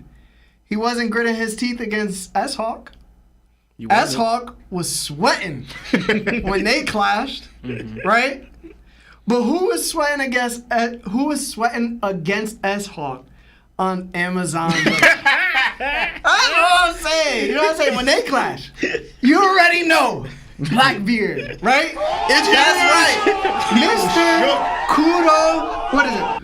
Kurohige himself got his behind sent across an island. It kind of reminded me of G4 Luffy fighting Dofi on Dressrosa. You know what I'm saying? So, if we're scaling, let's scale, ladies and gentlemen. Blackbeard isn't ready for the top of the world, a first commander, or a baby Mihawk. It must suck to suck, doesn't it? So, that's really all I gotta say. I ain't gotta say nothing else. Y'all heard it here first. That's it, man. Anything else, gentlemen? That's all. And we leaving it just like that, bro. All right? Leaving it just at that. Wait, we got one more question and we'll go back to Super Chats. All right, so on the northeast coast of Egghead, Bonnie, along with the giant warrior pirates, is yelling out to Luffy to hurry up. They won't last forever. Vice Admiral Hound tells his subordinates to forget the legends and sink the ʟ𝐴𝐵 junker to the seafloor. Sanji doesn't seem to be able to contact Luffy. Luffy, unseen through the fire and smoke, yells out that he's almost there to get the ship moving. Sanji, in disbelief, can't believe he just yelled out like that. Dory and Bragi yell out to Oimo and Kashi to set sail. They follow their orders. Vice Admiral Urban degrades the giant warrior pirates for a morale boost. So the giant warrior pirates come out looking like they came straight from Attack on Titan. They were smashing ships, picking up Marines with their mouths open and smiling. You hear the giants scream out to drive the Marines off. The Marines admit they can't handle the giants. So the Marines start to retreat. Vice Admiral Bluegrass chews out her fellow Marines for being cowards. She tells them to act like the heroes they are and know a bunch of scrubs while riding a sea beast weapon. Vice Admiral Dahl loads up a hockey fist and Gatlings Kashi, essentially knocking him off the ship. Marines are gaining ground now. Luffy looks back to see where St. Orkery is, since he's no longer chasing them. Dory and Bragi admit that's a good thing. They're free to leave Egghead now. But Luffy is still concerned about his missing appearance. So, Law, what did you think about this part of the chapter? Luffy's using his observation hockey now to sense where they are, because how would you know that they're right there at the Straw Hat ship? Or Sanji and them to say that there. And to me, it's cool to see the Giants do this because, you guys would... Audience, you may not know this, but there's two groups I always attack. To me, that certainly don't have the greatest showing. Is Vice Admirals and Giants. To me, I was like, they're kind of hyped up to be this thing, but then when we see them, they're not. So I have very low expectations from Vice Admirals and even Giants, even though everyone keeps saying that, like even Big Mom. If I had the Giants marriage alliance back then, I would have found the One Piece. And I'm thinking, no, you're not. Like, I'm sorry. Like, against Roger and Whitebeard and them, what are the Giants really going to do to them? Like what we've seen from the Giants. They haven't shown to be that strong. Like, to Edo. Sorry. I hit the table. Right? No, it wasn't hitting the table. Yeah, but what do you mean they aren't that strong, bro? The Giants have not, throughout the whole series, they haven't proven to show to be that strong yet. See, Lawrence always does this, and he always focus on certain Giants we haven't seen all the Giants. Just like I said, we haven't seen all the Vice Admirals. Like, we haven't seen any one Giant, we haven't seen any Giant from the Kingdom. Chill, bro. We haven't seen the King. We haven't seen the Prince. We haven't seen these strongest Giants. We've seen some old Giant that Big Mom beat up who way been past Wasn't he his from prime. the Kingdom? Yeah, but he was 150-something years old. He was an old man. We already know. Like, that's just saying, all right, this person, Din Jalga has about, he's 70-something years old. He's been out of the game for how long? I get what you're saying, but just a case in point, because you're saying that they're strong. Do you see Whitebeard in his old age on his deathbed getting smacked by Big Mom like that? You do not. But did they say that? It's not going to happen. Okay. But did they say those Giants were the strongest? Because Whitebeard said the world title, the strongest man. When they ever said that about a Giant? Do you remember one of the strongest Giants in the world? Wasn't that one that Big Mom came at? Like, wasn't he like one of their elders? So, like, at one a of their small village. Again, was that the kingdom, or was that just the outskirts of ʔ𝐴𝐵?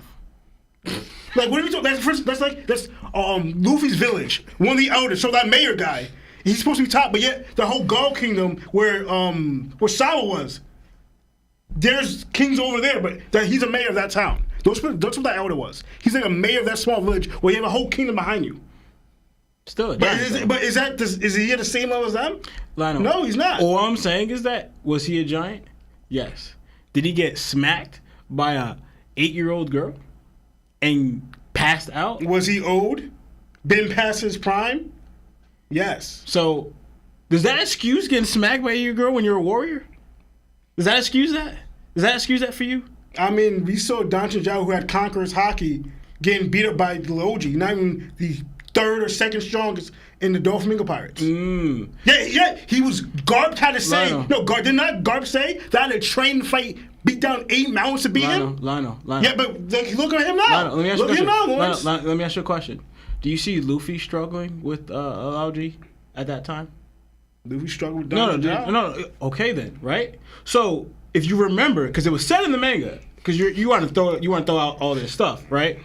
That the fact that the fight that he had with Luffy weakened his body so much that throughout his back, all that stuff, that he couldn't fight to how he was fighting with Luffy. Because if he was, how he was struggling with Alogy wouldn't have happened. It was said in the manga.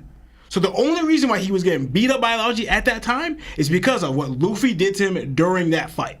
So Luffy handicapped him in his old age, even though he was able to clash with Luffy, right, knocking people off the tournament thing with his hockey. But throughout the fight, he exerted too much and gassed out because Luffy beat him up, right? To the point where he even pushed his back in, throw that shot that put back his head, legit crippled his back, right? Said in the manga. So the reason why he was getting beat up, he says, I can't, even case in point, where Sai, his grandson, hit him, all led to because he couldn't even use his full strength in those fights. So that's the only reason. Yeah, his old age and also fighting. This giant you're talking about wasn't in a hockey-ridden battle beforehand. He was just chilling. He was at full strength here. You don't know that. You said full strength. Again, he's 157 years old. For his age. No, you can just compare Dante Zhao, who's only 77 years old. Again, Lionel. How much older this man is. But don't giants age differently than regular people? But he's still 100-something years old, Lawrence. So, Lionel, let me ask you a question, though, right? How old was the one that Luffy one-shotted? Which one? Rajud? Mm-hmm. He's like the youngest one. He was a kid during Big Mom's time. But how old is he? I don't remember. Oh, yeah, because Because if you check his age, he's like either 50 to 7 years old. 50 to 70. That's around his prime. Okay, then. No, as humans, giants. We don't know the prime for giants. We don't know this. Well, we don't know when they're at the peak. I'll tell you right now, 70 is not prime for age for humans. And even 50, going on, you're 57, you're tipping towards the age of not your prime, right? But again, going by this point here, right? You said going by what you were learning from like giants, that giants age differently from things. So you don't even know how far that age he was, how far past his prime is. And you don't know even the start of their prime. So the thing is, you're based on knowledge that is all speculation for you for how the giants, their strength runs according to their age. Okay, if 50, it's this. If 50 is close to their prime in humans, then they start losing their strength around 70. No. Do you think 60 is their prime age? Who? For humans. I didn't say that. You said no. You said they start losing their strength at 70. So I'm telling you, that means you're taking a whole 10 years of them 60s. I do not 60. You're going down. Exactly. That's what I'm bringing I'm up. talking about Big Mom, but old age, but they didn't say anything about how much weaker she was in the 60s. So that's why I can't really. Dragon. Kaido was bringing out. No, he just talked about her like she's an old hag. He didn't talk about her strength specifically. Yeah? I just know. No, he didn't. Yeah, he did. When they did the combined attack, he questioned her ability to be able to do what they were about to do. He said, is your core still intact? Or I don't know if he said about her hip. Are your walls still intact? Wow. I can't with you, bro. I can't with you. My point is, I'm going to just know, my point is that if the hydrogen, whatever his name is, that guy that Luffy one-shotted, I can't shoot. Luffy one-shotted was only a kid during Big Mom's time. And now giants live way longer than humans. Again, they're probably might be maybe close to the same age as humans. I mean, when humans get old, 70 or even 100. I can understand where, since they age differently, that the older ones will view Haldruden as a young one. But if you're in your 50s, you're not a kid. It's just case. Again, you're going by their age. Because if you age a lot younger, for instance, somebody who's like 1,000,000 years old, and see somebody who's like 2,000, you're a baby to them. What did I just say? I just said the older ones may view him as a kid, right? But it doesn't make you a kid. You know, they view you. They're way younger than us because we're 130 years old. If you're 50, it's gonna look really young to you because that's almost 100 years of age difference. But doesn't mean that you're a kid. Hydruden still very much a grown man. Because you wanna know why? Because we saw the kids, giants, in Big Mom's backstory. Lawrence. Didn't we see kids that were giants? Lawrence. Was Roger a grown man when he fought Rocks? Yes. Was he in his prime when he fought Rocks? No. Exactly. Then how Harold is the same way. He's not a kid. We're not He's talking a about grown prime man. here, though. No. My point is, though, you're talking about giants that you seen taken out. That none of them were in our prime to our knowledge. The old person who got taken out by Big Mom and the young Hadouken. So when do we see the stronger in prime giant display the strength? That's the point I'm making. And you're saying they're all the same strength. They're all weak. They're not that impressive. I'm like, bro, you're just going off 2 scenes. No, I'm not. 2 scenes. That's it. No, I'm not. I'm going by every. Saul's a giant. The one that Whitebeard one-shotted was a giant, right? You compare it's Whitebeard. Lino. Well, I'm talking about as a total, right? You're talking about, but you're missing stuff, right? We're talking about when Luffy first saw them. I said from the beginning of the show, right? Because you avoid information, and it's sad, right? What is it sad? No, but you're taking a whole kingdom of giants and lumping them as these other regular giants we see. Let me clarify things for you, because you said you brought out 2 situations, right? I'll go from the show, right? When we first saw the giants, what was when Luffy saw them fighting for 100 years, right? Did they have a great showing there? No, they didn't, right? They've been fighting for 100 years and not full strength. And still that showing wasn't... They're not full strength. You complain about Law fighting them and not being full strength, but when it comes to giants, I don't care. They've been fighting way longer than Law. But they're not, had a bad showing. But no, Law, he didn't have the stamina. He was fighting Doflamingo and animals, all this stuff. But when 2 giants were fighting for centuries. But wouldn't that make them stronger then? Okay. Wouldn't that make them stronger? No. Wouldn't make Law stronger? He's fighting stronger guys? No. Law did get stronger, actually. What about the giants? Did they? Because guess what? For Luffy and Zoro's training and Sanji's training, they fought for 2 years. How was their strength grown? Right? They grew stronger. But you're using that as an excuse for giants for fighting for 100 years. Their strength should be getting stronger, not weaker. But why are they getting weaker? How are you going to... Lawrence, did you see them after the fact? Did you see them fight a big battle after that to show their strength? So you get... Because you're going by, they literally just fought a battle, weakened from that battle, then they took the advantage, and also you're forgetting that one of them was drugged. Gotten weaker. So one's fighting and got drugged. That's why he got caught. You're taking all that out. I didn't take any of that out. Then why are you seeing him get weaker? Did we see those giants display their strength right now? Did you say that they are even weaker now? Did they both get weakened, Lionel? Only one got caught. Lionel. But guess what? The other one that was drugged was fighting evenly with the other one. Wasn't he not? Why is your strength getting weaker? If you're saying that the drug plays such a factor into his fight, but they've been fighting with the same one for how long? How come they're still How come they're still fighting evenly with someone that's at full strength? Lawrence, I didn't say that the drug affected him during that fight. I just showed the drug affected him when he fought Luffy. That's when it showed. They never showed it fighting when he was fighting the other giant.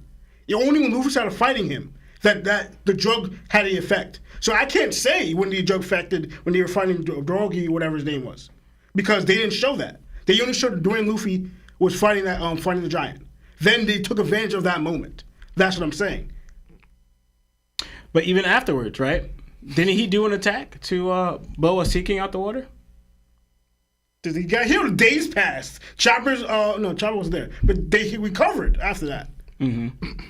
So this drug wasn't death threatening at all.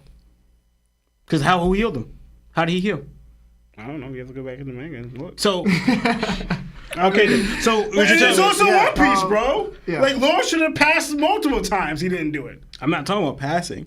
I'm just talking about from the beginning of the show. You brought up 2 instances where we seen what giants throughout the entire show. No, we didn't. So you said 2. Not all giants, bro. I didn't say all giants. I said, this is where it's so mind-blowing where, your listening comprehension is low. Because I said... Your understanding of certain things is low, bro. First of all, I said this. Look, you do this all the time. Stop talking. Stop. Bro, you literally focus on one thing and think you're right about it. Then you get proven wrong. Then you don't admit that you're wrong. Lionel. That's what you do all the time, bro. What you talking about? All the time, bro. Am I wrong about Vice Admirals? Am I wrong about Vice Admirals? You literally said all Vice Admirals pretty much are trash, pretty much. And they say they're weak. Said these words? But then you said this is why we disrespect from Vice Admirals when Frankie got one-shotted. But I'm going to go, all right, but Frankie one-shot these other Vice Admirals. You're like, no. Then what are we talking about? Clearly, that there's a strength difference between those Vice Admirals and the Vice Admirals that wouldn't get one-shotted by Frankie. That's what I was talking about. You can't just say all Vice Admirals are trash, all of them are pretty much fodder, all of them can't hang or whatever. No, that's not true. When did I say these words, Lionel? Because you like to add and make up words that I said. I said right, from the showing of Vice Admirals, right, besides from the exception of Garp, because he's not really Vice Admiral, he's really Admiral level, right, that they haven't had a good showing. Am I wrong in that case? No? Most people would agree with me that the majority of Vice Admirals, right, have not had a good showing. But you fight against that. Am I wrong in that statement? No, I'm not. Because you can't even say that I'm wrong. No, because you literally said you expected this to happen when Frankie one-shotted. Yes, because... Again, that's what I'm talking about. But you just said... That's limited to all Vice Admirals. But Lionel, no, again, if I expect it to happen and it happens, am I wrong? No, like, are you serious? No, of course. But how does that make sense? How about Dahl? How about Dahl right now? Is Dahl, you expect Dahl to get one-shot by Frankie? Because she's a Vice Admiral. She's in the same arc where that Vice Admiral got one-shotted. Well, how about her? You expect the same thing to happen? Because that's what you're saying? All Vice Admirals, right? Is Dahl getting one-shotted? You expect that, right? That's the point I'm making, bro. That's the point I'm making. Man. Because you know she's not. You know she's not. But again, you say that. No, I still stand by it. Okay. Oh, you still no, okay. Am I staying? And you're wrong, bro. And you're wrong. Frankie did not one-shot in that Vice Admiral? Hold on. Frankie still one-shot a Vice Admiral, Lionel? So? Okay. Oh, it's so now. It's been so. It's been so. Yeah. So you're picking and choosing. No. You're not picking and choosing. No, bro, because I said some Vice Admiral that level, some are not. Period. I've been saying this. Lionel. I've been saying this, bro. I did not change that. No, all right. But did you change that? That the majority of Vice Admirals have not had a good showing. Can you agree to that? To you? So, name Vice Admirals that had really good showings. Vice Admiral Garp. Yeah, so... So, the one exception. That's your only exception. And also, no, manga. What bad show did he have? Because he stabbed himself from Bull Hancock? When we see the whole Blackbeard Pirates gets turned to stone? Are you serious? You comparing that? Because, again, that's a Yonkaku launch. The ones that, okay, with big, the same Yonkaku as Big Mom, Kaido, and all of them. Yet, you don't say nothing about them. We've seen Momonga have the intelligence to compose himself, to stab himself. Intelligence. No, it's smart. Crazy. Okay, It's smart. With the Barnes, didn't that Bull Hancock praise him for doing that? Lionel. Did she give him credit, saying that was actually a smart thing to do? Because again, where's her hockey at? I know. Where's her hockey at? So you think that's an efficient way to stop from an attack? In that moment, yeah. In that moment. So not using your hockey, stabbing yourself. That's an efficient way. That makes sense. In that moment. Okay, you use that battle tactic in somewhere else. Instead of blocking attack, just take out a knife and stab you. All right. Instead of blocking that. Yeah, do that. Yeah. See how well that works out for you. So that makes sense. Let's calm down. All right. I don't want peace. Say sorry to each other for like going off. Got a little violent. No, I'm not. Lawrence always just apologize. Just say sorry to both of you. Lawrence always comes just at me. Just say my bad. Lawrence, say my bad so he can say my bad. I didn't say anything bad. Violated him a little bit. I didn't. He always does this, and he got it. He won't admit he's wrong. Like I said, bro. Like I said, no, bro. Dude, that's how he is, bro. That's how he is, bro. Let's squash. First of all, this is my opinion, and it's my opinion. But he talks my intelligence because I have a different viewpoint. You hear me ever talk his intelligence? Listen, bro. No, but that's not true. That's not true. We have it on video. What are you talking about? Listen. Now you're just lying. Now you're lying. We have it on video. Okay. We have it on video. The twins are taking over too much. Just shake hands and let's continue the chapter.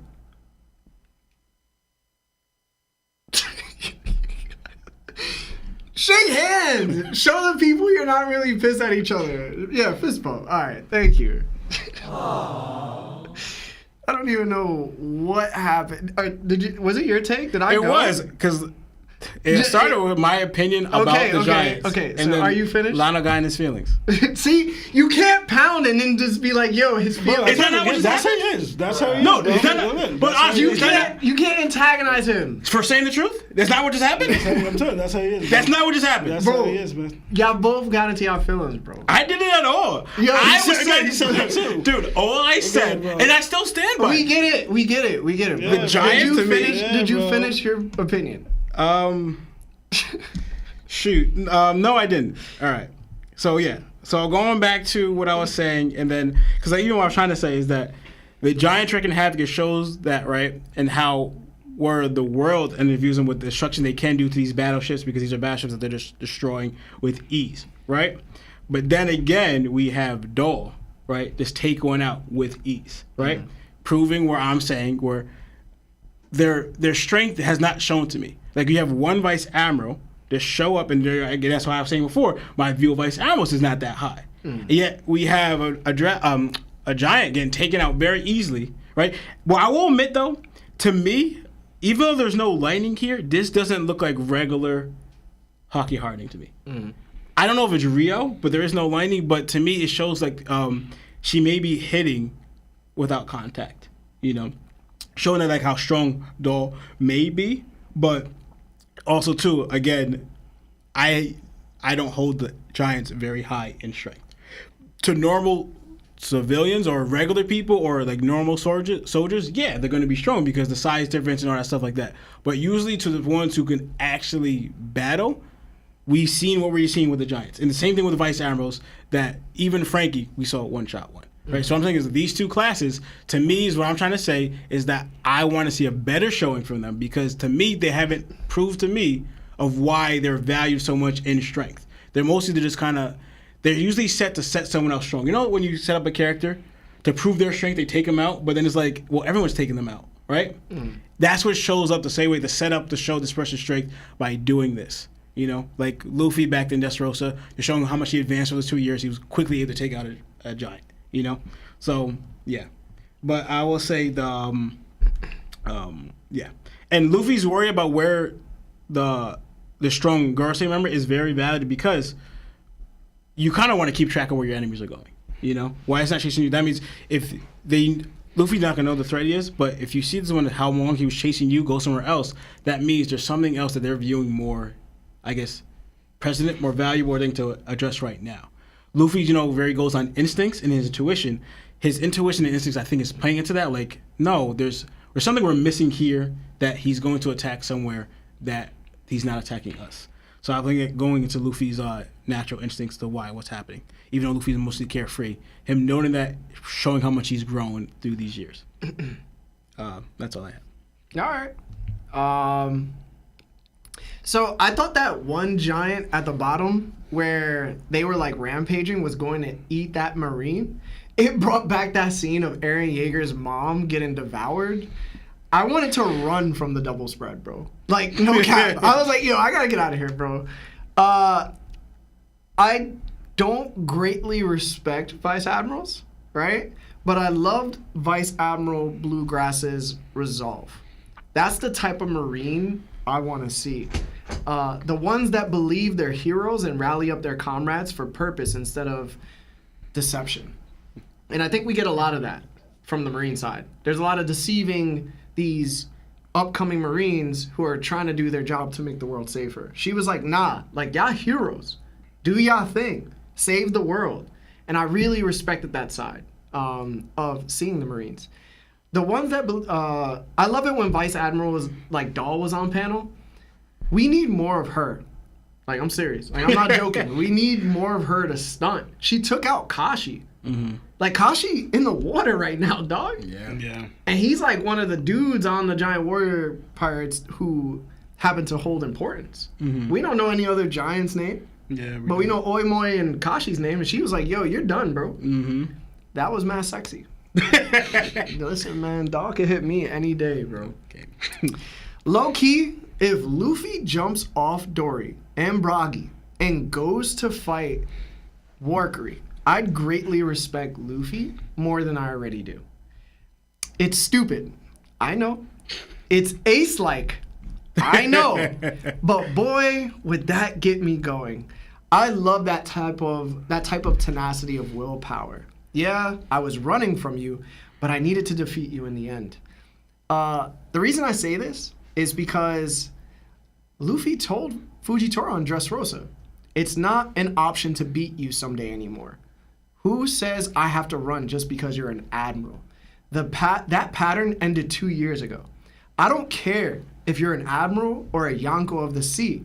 If I don't beat each and every one of you, I'll never become king of the pirates.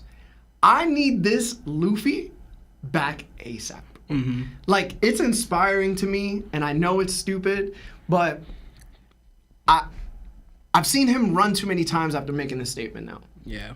And for me, I know the importance is, yo, we gotta get out of here. These are people we can't be, yo, but I don't care. Figure out a way. This is who you've always been. I need you to keep being that person. Find a way, figure it out. You said this to Fujitora at Dressrosa. You way stronger now. So when people compare like Gear 5 is too silly or maybe Gear 5 is taking the tension out of fights, I think realistically what we're saying is Luffy just ain't taking fights seriously. And now he running. And it's like, yo, bro, stop all that. Scrap. Get rid of these dudes. Regardless. And they taking punches from Kuma. They getting their legs sliced off from Brook. Like, I don't see them really that strong. I just think that they're just regenerative at this point. So figure it out, bro. Start using hockeys that you haven't used the entire arc. That's my complaint right now. Like, I really don't like seeing Luffy run now, bro. Yeah. Like, it's over with, bro. But that's just my opinion. All right, we got one more question. We're going to go on to Super Chats for right now, okay? Because I do want to get these things done. And then after the last part of the chapter, we'll do phone calls. Okay, guys? All right, so let me just catch up because we're a little behind. All right. JD McFly became a Nakama for 11 months. Says, I mess with the monkey men. Frieza during the top. I definitely did sound like Frieza. No One Special 133 with the 2 says, Nus Juro got flipped over. Hashtag Marv is Emu. Hashtag Koby is Deku. Yeah, you could say Marv is Emu. You've never really seen him. Stardust with a 10 says, what's up, fellas? Y'all think Big News Morgans can fight? For some reason, I think he's going to be cold like that Family Guy chicken. Imagine. Yo, he tore up that one CP agent. He did. Yep. B. Dot with the 50 super chat says, just wanted to say, y'all the GOAT. Hashtag BBC. Yo, B. Dot, thank you so much, man. You're a GOAT yourself for that super chat, bro. Thank you. Seriously. Everybody that hasn't liked the video yet, please like the video for us. Misery Avenue became a Shichibukai for 6 months. It says, hashtag, get up! I can't do it as good as Sebastian. Brooke the Celestial Dragon with the Nakama for 2 months says, Zoro and Mihawk clash after Luffy finds OP then. Maybe. McD Arnolds with the 2 says, G5 Luffy is struggling against Whitebeard with his IV. Stop the cap. Hashtag BBC. Listen, man, I think Lauren's bugging, but everybody entitled to their opinion. Red Hair Shankdom with the 5 says, CGI looking a little funky today. Figure y'all needed some scratch. Thank you, Red Haired. Regular D with the 10 says, I think Venus Juro's Kitetsu. No, I think Nustro is Kintetsu and gained his title Ethan Baron Venus Juro when he joined Emu. Either that or he fought Kitetsu and took Shodai Kitetsu after defeating him. Hashtag BBC, hashtag best pod. I've never liked the swords become people aspect in One Piece. Just my opinion. Yeah. John VHB with the 2 says, Dragon hit us with a again. Hashtag Dragon incoming. Jones D Stampede. Welcome to becoming a Shichibukai member. Thank you. Bangkok Lou with the 2 says, what is your end of series ranking with dead and alive? Hashtag BBC. That's a very heavy question. We don't got time for it, bro. We do have a video of me and some content creators doing a top 30, but also on our channel, we have our top 30 list between me and the boys on the pod. So you can watch that. There's a couple episodes, actually. Sent another 2 as well. Thank you. Then he sent another 5. He says, Kid is Vegapunk satellite. If you look at all the Vegapunk CBs, they are similar to Vegapunk satellites. Another theory doesn't really mix up well for me. I don't see it. Anthony's crew with the 5 says, is it crazy to say Zoro has shown better Conqueror's hockey control than Luffy this arc? It's not crazy to say that because Luffy has not used it. Kirby with the 5 says, being Garp's protege, what is the ceiling for Koby? Is Fleet Admiral too much hype? Hashtag Shanks over Gorosei. No, I think you should expect Koby to be at least that level. Yeah. Corey Carazo with the 2 says, like the stream, hashtag top on top, hashtag bald boys on deck. Thank you. Kirby again with the 2 says, free Seb out of Impel Down. He ain't do nothing. Leave him in there, bro. Jackie with the 5 says, "Y'all the goats make my work days go quick. Appreciate all the hard work. School ended so I could finally catch a live. Here's to many more." There will be so much more, Jackie. Thank you so much. Thank you. Brecken Crowell with the 5 says, "How do you think Wano would be different if Luffy had Gear 5 at the start of the rooftop, or if Big Mom wasn't there?" He probably would have got packed way quicker, bro. I'm gonna keep it a bug. If Big Mom wasn't at Wano? If Big Mom just wasn't there. Kaido taking on all of them. Yeah, Kaido would have just took everything more seriously. Yeah. Yeah. More. From Oh the jump. snap! I just realized something. Oda messed up. Did he? Yeah. Strahd with the 2 says, "Lur, blink twice if you need help." I was saying help me under my breath. Kaizen X, it was a bomb, not a drug. That is true. I was going to mention that, but I didn't have any space. Firearms with a 5 says, "The twins need to jump on the ring after one of their debates. The winner is right. Hashtag twin madness." As crazy as they could get, they never get violent. That's one thing. I'll tell you from just my experience for knowing them for years on years. Brecken Crowell. I don't know if Marv would know, though. Marv probably thought he would have to. No, yeah, Marv's seen enough of us go crazy. It's been more than a couple episodes. Do you think Joy Boy sacrificed himself for a member of his crew like Luffy may have to do at end of series? I think that may be why the Iron Giant and Zunisha are apologizing to him. I do not like that, so I'm going to say no. If Luffy sacrificed himself from Usopp, I would be tight. Yeah, super tight. Yeah. B Dot with the 10 says, "Larry, get in there." Hashtag twin takeover. Hashtag twin throwdown. Yeah, they always wild out when I'm here, bro. But when they're by themselves, they're just like lovable. It might be my aura or something. Rambo with the 2 says, "Stop fighting. You're making the baby cry." MJ! Why are you not asleep? Sent another 50 for Super Chat. That's crazy. Thank you so much, MJ. Says the twins tweaking. Seb, I'm sorry for ever complaining about you. Hashtag Larry, hold it down. I was trying. They were ignoring me, bro. And then Strahd with the 2 says, "Holding what?" Hunchin D Hose with the 5 says, "I'm appreciative of the pod. The dialogue and reader perspective helps me keep me focused while I write my own manga. Thank you. Hashtag Croc for Yonko." Hunchin, keep writing that manga, bro. All right? Don't stop doing what you want to do, and make sure you put your all into it. Yeah. And just don't add stuff like Crocodile being Yonko level, because that's crazy. Yes. Darius Arnott with a 5, his first super chat. Thank you, Darius. Theory: Advanced Conqueror Hockey is what made Roger and Whitebeard sick. Coding will shorten lifespan. Full theory in Discord and last live. It's been a theory before. Don't know if it's true, though. But there could always be side effects from using your willpower in different ways. For sure. Yeah. Overexerting yourself is a thing. Mm-hmm. That's why you don't work out every day.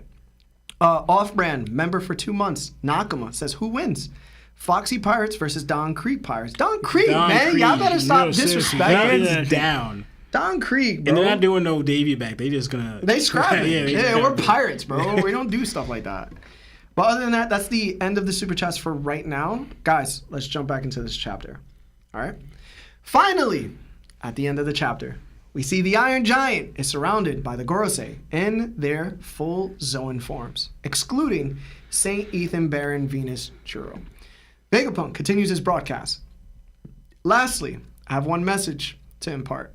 To those scattered through the world, St. Mars notices the Iron Giant and recognizes this is the same robot that attacked Mary Joa 200 years ago. He's certain of it. Vegapunk continues, "Who bear the name of the deed?"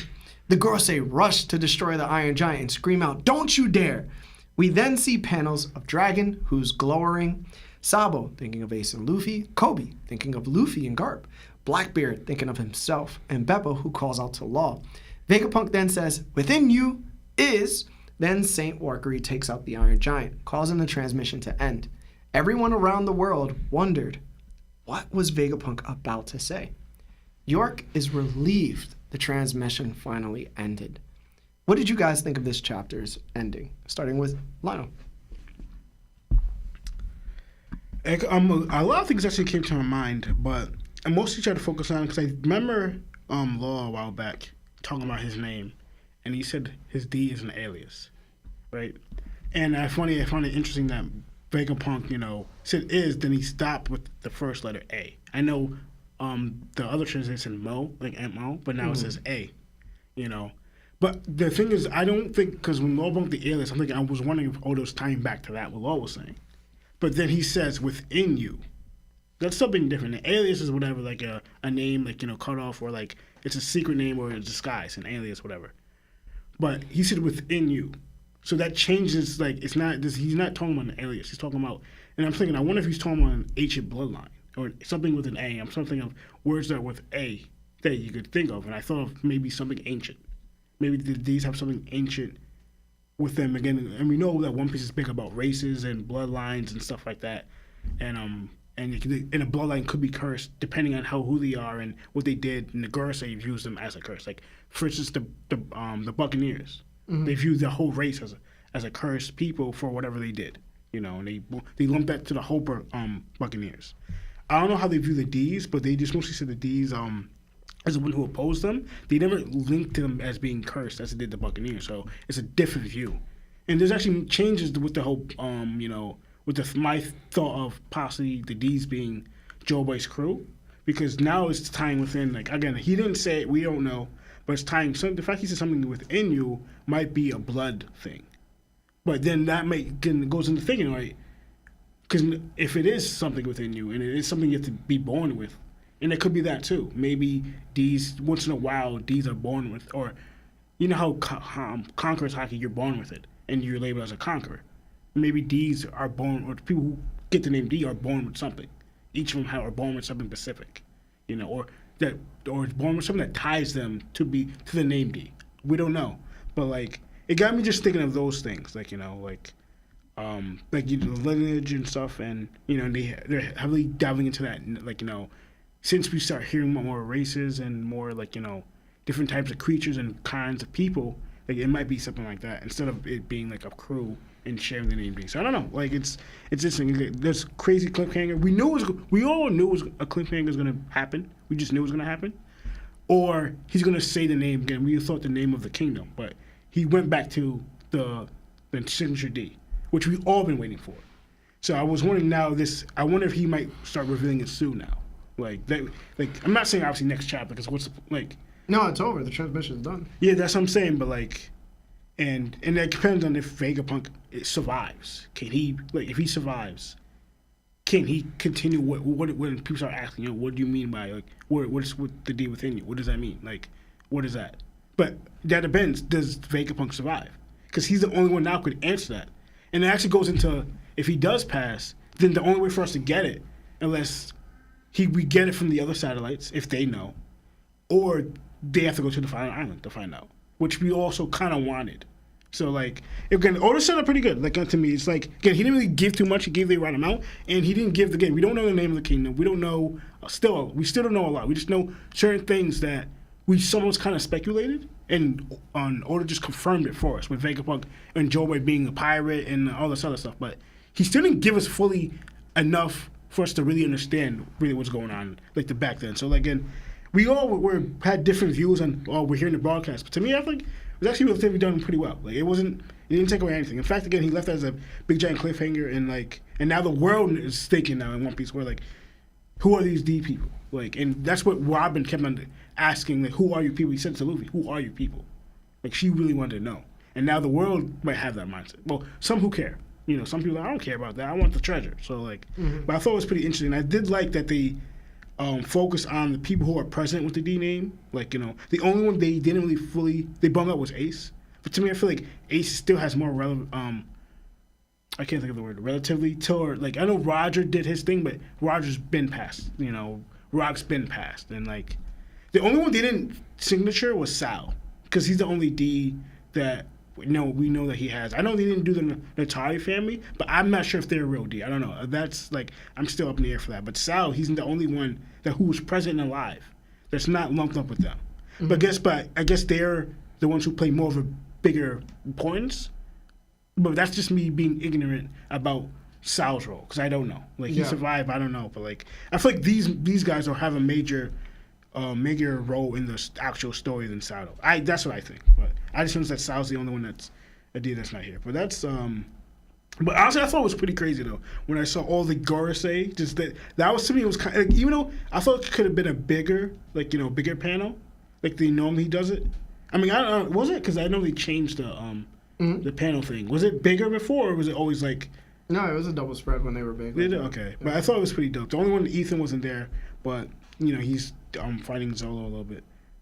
But yeah, that was pretty cool though. But I don't have that much after that. All right, Law. Yeah, just to cover that scene you guys talking about with the Yorosei, this made me think about the robot, right? Because we know we heard it apologizes, but it shows us so that to me it doesn't really have. For lack of a better term, I'm saying conscience, right? Because it didn't see or sense this attack coming at all. You know, even though we saw it before, it was like kind of attacking or defending, so it was kind of like in battle mode, right? It seemed like it was activated. It has a job, an agenda, either to protect something or to do something, right? But when it rolled up, and then to the point where like it's there, we see that still shot of all four of them there, and then while Vegapunk's talking, we see it walking, and then where it said certain things, they're like, I'm certain of it, like that they're going to attack it, right? It doesn't really do anything to defend itself, you know. Kind of just like it's just roaming about on autopilot without a sense of conscience or a mind present to operate it. It's just moving, you know? So that made me curious about, like, it apologized before. So what activated now if it's not your own conscience? If it's not your something that more like, you know, for we thought it was like maybe Luffy awakening or Vegapunk put something into awaken it. What awakened it where it's moving now without? Because if it was Vegapunk's, you know, Joy Boy's former ally, to me I'm thinking it wasn't just a robot. It had its own presence. It had its own mind, its own whatever, right? But this one, it doesn't even notice it. Just walking and gets hit and just like falls over, you know? Kind of like a toy robot just walking, you know? And also, like I said before, they kind of proved it here is that him recognizing, the Gorosei recognizing that this is the giant robot that attacked 800 years ago, I think I mentioned earlier, they would have no way of knowing that Vegapunk still kept it around. Even though he wasn't, obviously Vegapunk wasn't alive 200 years ago, but the scientists that kept it there, that were, I guess, aligned with the world government, kept it here, and Vegapunk kept that secret. So they wouldn't know. That's what they, it was a perfect way to hide it as well. But yeah, and so mentioning, so very interesting the wording, within you there is. First I thought it was like, all right, there's going to be once amongst you, but then he's talking about all of them, right? All of the people who bear the name D in them. He says within you. So it's kind of like each of you have something in you, right? And it's related to the name D, right? It's just like, I thought of Bloodline too, right? But the way, I guess Saturn, when he speaks to the other Blackbeard pirates, and he says his lineage, right? To me, that seemed, even though obviously just talking about one Blackbeard, it seemed singular to Blackbeard himself, not like all the Ds have it. So I think he was kind of singling out just his lineage. Because then I'm thinking of like the way we never heard them speak about Luffy or Garp and their or Dragon's lineage, you know, their bloodline or whatever. He kind of singled out Blackbeard in that situation. Like he's special in this category, that he's the only one that may have this. Because they all know that Luffy and Dragon and even Ace have the D name in them, but they only mention Blackbeard's lineage. And then also Law, how he mentions the secret name and aliases what Lionel was breaking out, right? So to me, I kind of feel like it's something else. I don't think it could be part of it, but I don't think it's just lineage. I think something that they all have. I kind of think it's a type of power, right? We talk about like, you know, energy that was that Vegapunk's looking for, right? But what's special to the Ds, I think it's a certain power that they have, because the main thing they always bring out is that eventually Ds always bring a storm. Sengoku said that, right? And how I think it's very interesting that Garp, the one to find Joe Boy's, the first one to do it was Roger, who was, you know, a D-Clan member, right? And Roger was special in his own rights. And then you have Luffy, similar dream as Roger, also bears the name D. I think it ties very into like a power that they have. Not saying that only Ds could have access to that anchor power or they could awaken it or use it. That's what I'm saying. But I think it draws to attention to a type of power that they have to, and I'm trying to link it to, I doubt it's to an ancient weapon that maybe, and that's why, for example, you have to be immortal. Like I mentioned out, like what if really the D-Clan members, they're the ones that have Because, for example, the reason I'm bringing up, before I go back to what I was about to say, we think of Joy Boy and then previous Poseidon, right? And then Roger looking for Poseidon and talking about that one, right? It shows that the previous Poseidon and Joy Boy had a link, a connection, right? And then now we learned about Joy Boy and then also the Ancient Kingdom and then also with Pluton and Wano, right? So it goes into, but I think it's more to it, but like what if the certain powers that power the ancient weapons is part of what the D clan members have, right? That hidden power within them. But Oda's never really given us that route yet. But we do know that for some reason that the D clan members are special in their own right for other reasons, right? And I'm not gonna say the majority of them are conquerors, but they kind of look like it, you know? Like a lot of the people who make up the conquerors on that list, them are D clan members, you know? It's not a high number, but like Ace, Dragon to me, Luffy, Gold Roger, you know, Rocks. You know, there's a few numbers in there where they make, because there's only a short number of conquerors in the entire show, and there's a lot of them out of the whole world, out of all of them, and there's a lot of D clan members there. So what I'm trying to say is that I think it is a power or a type of power. I'm not saying the sacred energy that Vegapunk was looking for, but it could be close. But I think there's a power hidden beside them that they have. And the reason I'm saying this is because I'm trying to break it down into my head what makes sense, right? Because I'm tying it to the ancient kingdoms, maybe controlling them, but I think no, it has to be something different. But yeah, that's what I thought of. All right. Bro, the amount of disappointment I feel is overwhelming. I'm gonna keep it a buck, bro. How did the Iron Giant not put up any fight at all? Like, this might be the biggest letdown of my expectations in One Piece ever. The distrust, the despair, the hopelessness. Yeah. I looked at the innermost details of the page to make sure I wasn't being bamboozled. I'm telling you the truth. Like, bro, was the kid like the Iron Giant was the kid at school everyone said not to pick on, and when you finally picked on him, you knew he wasn't anything to be afraid of. Like, you'd probably know different. You know what I'm saying? Imagine if the Iron Giant had fought a celestial dragon 200 years ago.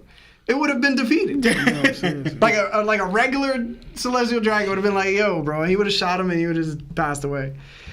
This is not a joke, my friends. My expectations for the Iron Giant was sky high, surpassing even Dragon's expectations. Lawrence's words ring true. I'm renaming it to the Aluminum Dragon, Aluminum Giant. From now on, a symbol of its diminished stature in my eyes. So, I'm just questioning that technology now. Oh man, that boy was. For what Vegapunk was gonna say, I have only one idea. Amongst the D's, there's one that is chosen that will lead the world to the dawn, or to the dusk. That's it. Whitebeard during the Marineford War stated that Roger was waiting for someone, and it wasn't Blackbeard. Whitebeard took care of Ace, not only because he was Roger's son, but because Roger told him what the D's meant. And I'm sure Whitebeard thought Ace was that person Roger was waiting for, until he saw Luffy, and demanded all the Whitebeard pirates, after Ace passed away, to protect Luffy as he escaped. So, Vegapunk knows it too. Since this is pre-recorded to meeting Luffy and seeing him in his Nika form, I'm pretty sure now Vegapunk thinks Luffy is this person.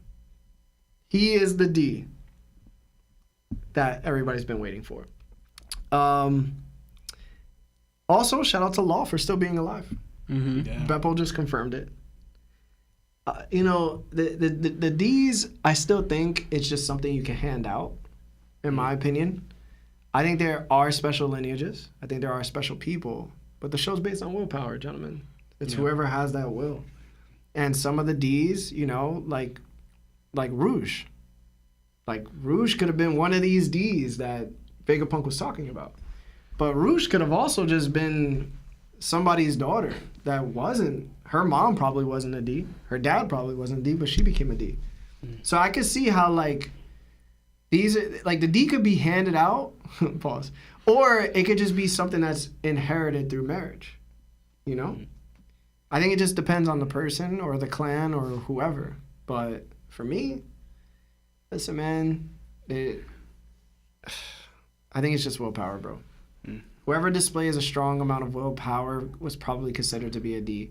They have special goals. Yeah. That's it. But for me, I have nothing else, man. One of the things I actually thought of, like, I wonder if it's tied into, and I just thought of it now. Now they have when D's pass, they smile, and now like they're connected a little. They might be connected with Joy Boy. Like, and I never tied that to like them smiling at the end, and Joy Boy is supposed to be like, you know, his name, and he brings laughter or whatever. And like, I'm not saying Joy Boy passed when he died, but I wonder if they could, like, Otis connecting Joy Boy. Like Lawrence said, like these are the descendants of Joy Boy, but I don't know. But for instance, they're the only ones who smile when they pass. The only one who did it was Odin. Yo. And Odin found out Odin found out the true history about the D and everything. Nika. I'm gonna keep it a bug, bro. And it what? I said that these are descendants of Nika. Oh, Nika. The Kozuki's probably D's too, low key. Yeah, you think so? Hell yeah! If the Nefertaris are D's, why not? Who'd you say besides the Nefertaris? Who? The Kozuki's. Oh, Kazuki's. Yeah, they gotta be D's. There's no way Odin dying like that and smiling, bro. Getting boiled. Yeah, he was boiling, bro. And also, hard boiled. The thing I said that Odin messed up on is you see how this sword looks here. This is the how it looks when right now when we saw it, right? So you're just saying that he messed up on drawing the Kitetsu for Saint Ethan? Yeah, because if you look at the blade now when Zoro clashes with him or when he's sheathing it, it looks like the style with Fujitora uses. Yeah. So that's why I just noticed. A different handle. Different handle and everything. So it looks like, it doesn't look like a Kiketsu right now. It looks like an old. And I think this is the same arc though. Like we see him wear that blade during that time. Like, but here he messed up. I wonder, because obviously, right? Not that why would it transform the sword? But the sword definitely got bigger like he did because. I was thinking that too. Because the sword's not normally that big because we saw him using it. Listen, I'm not going to do sword sizes because Odin's swords was crazy big and then Zoro was just wielding them like they're normal. So I was wondering too. Like, yeah, I was like, yo, if bro, if he gets this sword, people are like, here we go again, another crazy big sword. We got some super chats and then we're going to get into phone calls, guys. But that's the end of our chapter review. If you've been watching, please like the video. Rigos with 5 says, been watching for a minute. Thanks for all you guys do. Appreciate it. Hashtag D'Amato Black conquers over kids conquers. Oh my God. Larry Lover with 5 says, Garp has conquers hockey. Stop this Garp slander. It's getting out of hand. Anthony's crew with 2 says, who has higher potential, Zoro or Koby? Zoro. Yeah, Zoro. Hands down. It's not even a contest. Larry's thinking otherwise, but you need to stop, Larry. Yeah. Yo, who has the highest incline besides Luffy in the show? Zoro. No, it's Koby. In the short, Zoro's been fighting Kuina since he was a child. Like, and they battled, what, 1,000? Like 2,000, I think. Yeah, 2,001 times. Mm-hmm. Koby been fighting and scrubbing floors for like 2 years, bro. And he already out here like doing what he doing? I think Koby has the higher scale. Of potential, though? Listen, man. Garp in his prime versus Mihawk in his prime. Garp wiping Mihawk. We saying that right now. Yeah, I got Garp, of course. Yeah, Koby's strive is towards Garp's level. But it also matters the individual, though. Like, I know Garp, you're right. If Garp is, like, stronger than Mihawk, but, like, Zoro, again, you're forgetting what Zoro has conquerors hockey, bro. Yeah. Because also, too, as impressive, because you got to think of Zoro on Wano, what he was doing against Kaido and stuff like that. Koby without is still not doing that. And Zoro's a fast learner pro, too. Yeah. Max Brown with his first super chat. Thank you so much. 15. He says, what's something Oda said that was a troll that frustrates y'all? For me, it's Chopper's fruit. It clearly emulates the different types of humans in One Piece, i.e. giants, long leg, etc. saying that Mihawk the strongest swordsman in the world. That's a troll. A troll, though. And it frustrates me. A troll. No strongest swordsman would be testing their sword skills against a Yonko. No strongest swordsman would be not being able to get past Vista. Yeah, that is the biggest one for me. Also saying, yo, fate, guide Luffy. If he's truly that boy, then he ain't going to be sliced by me. And the dude misses like 10 slices at him. I'm sorry, bro. That'll always be a troll for me. This dude said, Buggy, you said what? You want to fight the Yonko? Chill, bro. I'm ready for that. All three? You wildin'. I can't think off the top of my head, but there's definitely one out there that I'm like, oh, to stop. Like, I just, from what, like, writing wise, you haven't shown the show besides for the Mihawk thing. I'm gonna say one. It's not knocking, but when they had the girl say that pretty much Marco could be like the next Yonko after Whitebeard or something. Oh my Like, goodness. say he could take over territories and bring. Yo, that was crazy. See, I forgot about that. See, my God. stuff like that, and Sebastian will take that to heart, especially if you like the Oh, character. the bigger cap was when he made Kizaru say he'll go handle both Big Mom and Kaido by himself on Wano. Yeah. That was crazy cap, bro. Oh, I hated that. Yo. Because so many people were like, yo, the Admirals are so much stronger than the Yonko. And I'm just sitting there, I was just like, bro, don't and then you got Sebastian hyping it. Why would he say that? Why would he say that? Of course he thought he could if he said that. It's like, I swear, because oh my goodness, because stuff like that, Sebastian will eats up, and then, Eats up. and then the manga or the show will show you otherwise. You know? Exactly. And it shows that One Piece. We talked about this. One Piece characters have a big head. They think they can take on anything and anyone. They can do it all. Yo, why did Big Mom need all those souls to put down Marco? Of course he was going to be Yonko. What the Gorosei said was truth. Exactly. I'll be like, bro. And then she says that. And then gets slumped by King. yeah, and then shortly also, after. And then also, Big Mom's legit holding him by the neck. But I need souls. Like to a- take like him. a chicken. Yeah. She could just like strangled him and it's over. But I need souls to take him out, even though he's literally in the palm of my hand. But come on, man. I ain't got nothing to say to that, bro. Anyway, Garbage D Fishman, that's racist. 280 says Sky splitting in Jersey. Hashtag Marv is emu. Hashtag Seb over Diddy. That's a crazy hashtag. But you're right. Max Brown with the 8 says Oda is clearly playing off of that in real life. Humans are either ectomorphs, endomorphs, and / or mesomorphs. Yeah, I agree.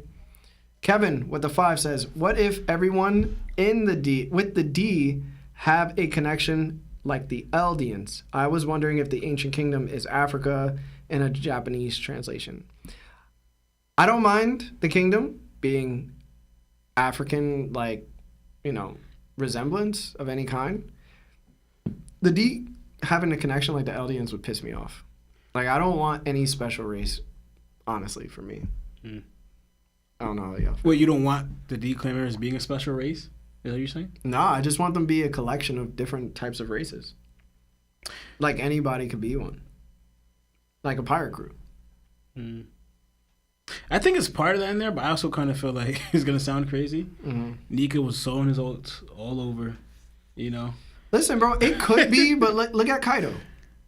Kaido has a Lunarian in his crew. Yeah. You know what I'm saying? That doesn't make him Lunarian. Yeah. So it's like, yo, you could have like a special type of person in the clan. You just not Lunarian. Yeah. It's like you got a stepmom, right? Because your dad married her, and she has kids, but she's Dominican, right? But that don't make you Dominican because she's your stepmom, but y'all still family. Yeah. No, I get it, yeah. You know what I'm saying? Does that make sense? Stampact 11 with the 5 says, huge fan. Thanks for helping me laugh during the workday. Thank you so much. No, thank you for just being here, bro. Thank you. You know what I'm saying? All right. Other than that, guys, it's that time of the day. Marv, if you could please put up the number. Let's get to some calls. Thank you to everybody that's joining in as well. We appreciate you guys. Thank you for showing so much love in the chat. Anyway. Hey, what's going on? This is Lyra from that One Piece Talk. Who are you and how are you? Yo, my name's Tyler. I'm so happy to get on, y'all. I love y'all, man. Oh, love you too, man. Thanks, Love you Tyler. too, How's it going, bro? Thank you. Much love. Oh, I'm doing good. I heard you say something about Mihawk a few minutes ago, and I just wanted to double down on that because I got into it with my cousin the other day. He's saying Mihawk could probably beat Roger. We don't know, though, because we haven't seen a good showing from him. I said, how do you sound, bro? That makes no sense. And then my thing is, I don't think it narratively makes sense for him to be stronger than Shanks, seeing as Shanks is Luffy's. His goal is to be Pirate King, but we know he'd have to go through Shanks to do so. I don't know when Zoro's ever had a stronger opponent than Luffy. You know, you And I just should want to see what y'all think about that. have brought this up to him, bro. When Luffy spoke to Mihawk, and Mihawk said, "Yo, what's your goal, young man?" He said, "Yo, I'm gonna be king of the pirates." And he said, "Damn, that's crazy. That's a more perilous path than trying to surpass me." Mihawk admitted that being the king of the pirates is tougher than he is. So there's no way that Roger was not stronger than Mihawk. If Mihawk himself says it. So people can think that anybody that holds a butter knife or a spork or a sword is losing to Mihawk, but that ain't true because even Mihawk said it himself that's not true. So Oh, man. you gotta let them live, man. And even just attack that logic that people keep saying, here's another way to look at it, right? Because I think we never brought this up before. Roger was, like you said, like the presence that Roger had, how the world views him, the strongest, all this stuff like that, right? Top of the world, Pirate King. All right? Yeah. That no one's able to match him. Then you have Whitebeard. Oh. And yeah, Roger was like, sick and everything, but was able to, Whitebeard was able to rival Roger. They fought to a draw, so to speak, right? Yet we have Mihawk trying to test his strength against it. So how is Mihawk gonna be able to beat, saying he's stronger than Roger, when someone who just was able to draw with Roger? And that same attack that was meant for Yonko got deflected by Jozu, who's probably not even first commander. Yes, exactly. So his attack got. And what he said when I said that? He said it's because he didn't want to cut Joe's. I said, come on, bro. Listen, bro, it got deflected by apparently Smoothie. Second, you know what I'm saying? Like second commander level people, there's attack for a Yonko. Yo, case in point, right? Because we all know, I think we can all agree that Odin is stronger than Vista. Like, I think it's kind of obvious. I can agree with that. Right? But we saw when Roger came against Odin and when Mihawk came against Vista. Mm-hmm. Who said who flying? Obviously, like, Roger didn't end the match with Odin and everything, but Vista couldn't even do that. Roger was playing. Yeah. It was kind of like, I'm just going to throw this at you. Mihawk couldn't even do that to get past Vista. To me, and what makes it even worse, that the whole thing, because I always bring it up, it wasn't Vista the one that said, maybe we should stop this fight. It was Mihawk. It was Mihawk that said, maybe we should pause this. Yo, you know what else he said? He saw Shanks and was like, yeah, I ain't agree to fight this. Man, come on, man. I ain't agree to do that. Running from smoke. Right. Like real. We don't even know if he faced off against the Gorosei guy. Yeah, nah. To me, I know he didn't. Listen, bro, I've been in many debates about Mihawk, bro. Yeah. You won that one, bro. Hey, that's what I wanted to hear, y'all. Hey, AJ, if you watching this, the GOAT spoke. They spoke. Yeah. But Tyler, man, I appreciate you, man, for calling up, man. No, Good to hear from you. I've been trying to get a call forever. I've been watching y'all for a minute. I'm about to go tell my mom about this. She know how much I rock with y'all. She know how much I rock with y'all. I remember when she called me one time and I said, Mom, I'm trying to get a call. And she said, go, bruh. I said, thank you. And we got the support from moms. Yeah, shout out to Mama Tyler. Y'all got the stamps from moms. Yeah, shout out to Mama Tyler. Yeah, man. Hope she's well. Yes, sir. All right, I ain't gonna take up too much of y'all time. I really appreciate this. I wish Seb was there, but he got his own life. He in Impel Down or whatever. Yeah, man, he be thoughtin', bro. All right. All right, Love bro. y'all, man. All You right, have a much good love, one. bro. Have a good Thank one. you. Appreciate it, man.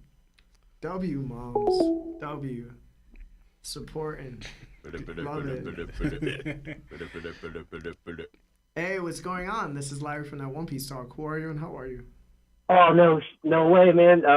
Sam Lopez, Washington State. Hey. Can't believe I got through. What up, Sam? How's it going, brother? Good, man. I was actually just going back with Broker in the chat. Super fast. That way don't help you up. Y'all think, like, endgame opponents like Emu or something could tap into Luffy's Toon Force after he awakens? Because if he can affect the area and his powers kind of come from his imagination, could he imagine his opponents using the Toon Force in a way? I don't know how to ask that, you know what I mean? You mean like Emu uses his power instead of Luffy using his? Like he would take No, Luffy's like, Toon Force? Or like Luffy affects he him? taps into it, like, because Luffy can, like, with his Kaido's face, he punched it through, and Kizaru's face, right? Like, it bent it. Could someone make Luffy imagine them, like the opponent, as using the Toon Force? Do you guys think that could work out at all? So basically, his opponent would force Luffy to imagine something stronger about themselves, and it would affect Kinda, them. like that one villain in Bleach who uses imagination or whatever. So, Mhm. like reverse psychology or something like that. Like, I don't know how it would work, but he would use Luffy's imagination against him. I get that. I mean, Yeah, that was it. That was it, really. I mean, Yep. Luffy kind of an airhead, so I'd say it'd be possible that he could use Luffy's power against him. You know? Oh, that's dope. Right on. All right, well, y'all the best. Y'all are crazy. Love today's chat. Caught it live. Can't believe I got to call in. I'm gonna hang up so other people can get in this. Y'all keep doing it, all right? All right, thank you so much, Sam, man. Appreciate you, bro. Yeah, man. Yeah, no problem, man. You guys be safe. Yeah, you too. Have a good night. You too. W calls. W calls so far. Hey, what's going on? This is Larry from that One Piece Talk. Who are you and how are you? Hey, what's going on? It's Soge God from the chat. I missed today's game, but What's up, man? How are you? What's up? What's going on? it's good. It's good to. I've called in. I've gotten in like once, but I tried to call in a few times. Shoot, normally there's always someone missing, so this time it's Seb, I guess. Yeah. That's funny. The only other time I actually got a call in was when it was just the twins, and they held it down that week. Hey, Twins takeover, bro. Yes, sir. But yeah, no. Well, that week I got to ask them a little question, so I hate to do a repeat, but I guess I wanted your opinion on it. So my brother came up with a little theory that like it's because he happened upon some information about some like old folklore that's actually in Japanese mythology that has to do with basically a girl accidentally eating a fish that had like the face of a person. So essentially they ate with like a mermaid to some degree, and then that person ended up living for over 800 years. And like that exact number and stuff like that, and then the whole the whole concept of Poseidon being a thing, my brother kind of linked up that it's a possibility that the op fruit is actually a misdirect, because there's no way all 6 of like the 5 Gorosei and Emu somehow got someone to use the op fruit 6 different times to make all of them immortal. What if there was some other key that had to do with Poseidon? Maybe it's not as dark as like eating Poseidon, but like maybe drinking their blood or tears or something like that could make you immortal. And that's why it was such a big deal that there was a long gap of no one having Poseidon's abilities until Shirahoshi was born. And that's why no one except them would have that ability. So I know that's a lot, but what do you think about that? I think it's a good theory. I like it. I think there are other ways to be immortal. Brooke shows us that he might be immortal. So I don't doubt that there are other ways that the Gorosei have found their immortality. You know, maybe the op fruit is probably the best way to be immortal. You know what I'm saying? But No, I agree. I think that there's definitely possibilities around it. I don't know anything about that mythology, so I'm probably gonna look it up afterwards. But it's interesting, so I'm glad you even brought it up. Mm-hmm. Yeah. Right. I don't know. I just thought my chain of thinking was that, yeah, I didn't think the op fruit got used 6 times. I think that's a bit of a misdirect. Like, Oda wants us to think that's the main key to, like, immortality, when in the end, whenever we think that the ʌ̈𝙪𝙀 or whoever is, like, going to attack Law, they actually go for someone else who they would get the immortality from. Yeah, and there's devil fruits that are very similar to each other. There's probably like a fruit that's like the op fruit out there, but just of a lesser degree. So, and they're the people that find devil fruit. Like Doflamingo was able to find the meta super quick. Yeah. Through his underground connections. So it's like as long as it appears and nobody eats it off rip, then I could see how like that gets distributed. The only one they weren't able to capture ever, they said, was the Gomu, which is now the Hito Nika fruit. So, listen, man, I don't doubt it. Right, I don't know. Yeah, no, well, I guess that was the theory I was really interested in. I wanted to hear everyone's opinion on it, but this time I won't get Seb's, and I'm not going to ask a third time. So, I'll think of something different for the next time I actually get a call in. But no, it was good to hear from the best book club, the best One Piece book club on all of the internet. And you guys have a nice rest of your day. I'll let other people call in. All right, thank you, brother. Enjoy the rest of your night, man. Yeah, likewise. All right, peace. That's a good theory. Fish with a face. It's gonna make me act up. All right. Hey, what's going on? This is Lyra from that One Piece talk. Who are you and how are you? Yo, my name is Michael. Mike. On the Discord. What's up, man? What's up, Mike? How you been? What's going on? I'm good. I was just thinking the other day with my friend, and we came up with that basically the reason why like strong characters like Kaido and Big Mom aren't awakened is because your willpower and devil fruits basically fight for control of you, and the winner, like, since your mind and body aren't like one, since you're like the devil fruit and the hockey are basically fighting for you, they can't awaken. So I just want to hear your thoughts on that. You wanna go along? I'll just mention. So I think we get like some hits like that. Supposedly, like the abilities, like it's a parasite or whatever fighting for you, and especially with Zoans, it's like a constant battle. We've seen an Empo down, like people who lost out to the ability. The demon guards, yeah. Yeah, right. So there could be some credit to that, but the main thing is like how I see Kaido and Big Mom. Their strength and will is so strong. I don't see them losing that battle where they couldn't awaken, right? I kind of see the ones that would awaken it, or especially Kaido. Big Mom, you could chop it up to like her with her mental trauma. That would be the only reason to me, like her will's so strong, and she's so strong.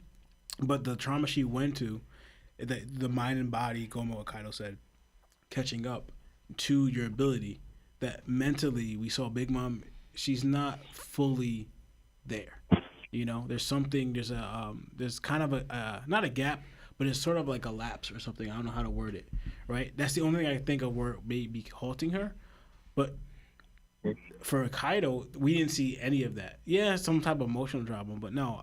I think Kaido, he just either he didn't have it or like he didn't rely on his ability too much or to try to awaken it.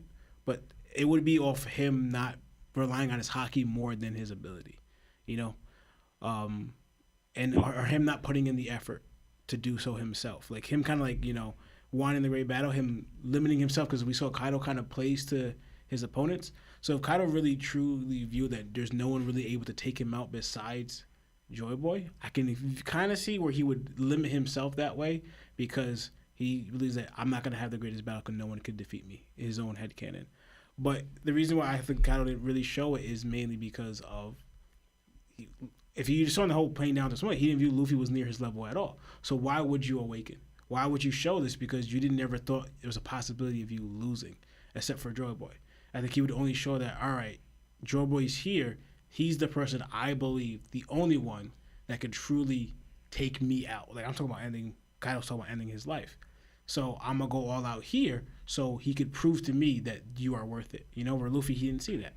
You know, so Kaido, did he have it? I believe he did because he kind of explained it to us. Because how could you explain it and not show it? I know we make jokes about it, but to me, I'm not gonna say bad writing by Oda, but to me, it bothers me so much that. Lawrence, call it what it was, bro. If he bad writing, bro. If he didn't have it, you can't tell me how to cook an omelet. And then I can't cook one, bro. Yeah, but that's like what? But that's why I'm trying to say. Yo, I can make this rice, but I can't do it. You know, like no, bro. But that's if Kaido couldn't do it. To me, it's like he just haven't proved it yet. And yeah, it's whack for us because Oda wasn't in his bag. Just say it like that, bro. He wasn't in his bag. We know these are two Yonkos. You can't get to that position in the world and not be awakened, bro. Yeah. And one, Big Mom don't have a Zoan fruit. She has a paramecia. So the will isn't as strong as his own. Alright? But she wasn't awake. Yo, nah, bro. I thought so stupid. I thought, what if because Kaido was drinking too much? That his mind never synced with the ability. Because his mind was always drunk. Yeah. His mind was always drunk. Listen, Kaido was out here smashing holes and taking over land. That's him fully in control, bro. Yeah, I mean, like, you tell me he wasn't drunk when he was doing that? Listen, bro, if you a dragon, you're going to be a little fiery. You know what I'm saying? Yeah. But yeah, I believe their wills are up there to awakening. Yeah. Listen, man. Listen, bro. Don't let them think that, Kaido and Big Mom wasn't awakened, bro. It's really just chalked up to Oda just was not in his bag. But yeah. Yeah, that was my question. Yeah. But thank you for the question, man. I appreciate you, bro. No problem. Thank y'all. Nah, anytime, man. Call again, all right? Yeah. All right, whatever. All right. Holla at you. Good night. Yeah. Good night. Yeah, good night. I will admit, Oda probably did it because there's no way if they both awakened, they're beating him. Exactly. There's no way. Yeah. Hey, what's going on? This is Larry from that One Piece Talk. Who are you and how are you? Hi, my name is Adam. I'm in Kansas. I'm doing all right.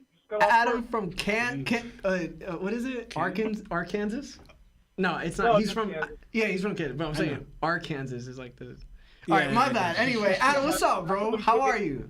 From KC, like Tech 9. Hey, man. How you been, man? I'm doing all right. I can't believe I got in. I been listening to you guys for a couple months. Oh, thank you. Excited to get in. I just had some. So here's my question, right? Okay. What do you think about the ancient iron giant being Pluton, but he's a transformer?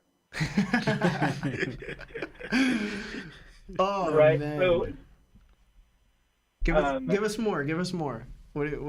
So just some, Oda loves his wordplay.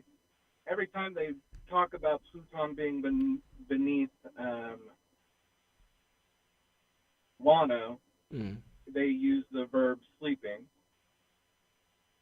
Okay. And then I know that's pretty nitpicky, but there's also been a lot of transformer and docking and all that throughout the show. Okay. And then the last time the ancient giant was awake was 200 years ago. The Fishman Revolution was also at that time. And we had Toki come through. I mean, she could very easily have done some time shit. And if she's part of that crew, part of Joy Boy's crew, maybe she accidentally woke up the giant. Because I believe that what Vegapunk is going to say is that everybody with the D initial has the potential to use the ancient weapons. Yeah. That's a whole different thing. All right. So I would say something that's interesting, but I disagree. So I don't think that the robot is Pluton, right? But I think there's something bigger behind it. Maybe the sleeping part has a bit of relevance between Pluton and Iron Giant, because maybe the ancient energy, or maybe what powered the Iron Giant is the same thing that powers Pluton. And maybe because we know that ships carry ʟ𝐴𝐴𝐵𝐷𝐼𝐻𝑚ans within them, maybe ʟ𝐴𝐴𝐵𝐷𝐼𝐻𝑚ans are inside anything that's made, right? Like a soul that's made within that Iron Giant, or made within that sword, right? That Zoro saw the Death Reaper, and or even what Usopp saw with the Going Merry fixing itself, right? Maybe that's like...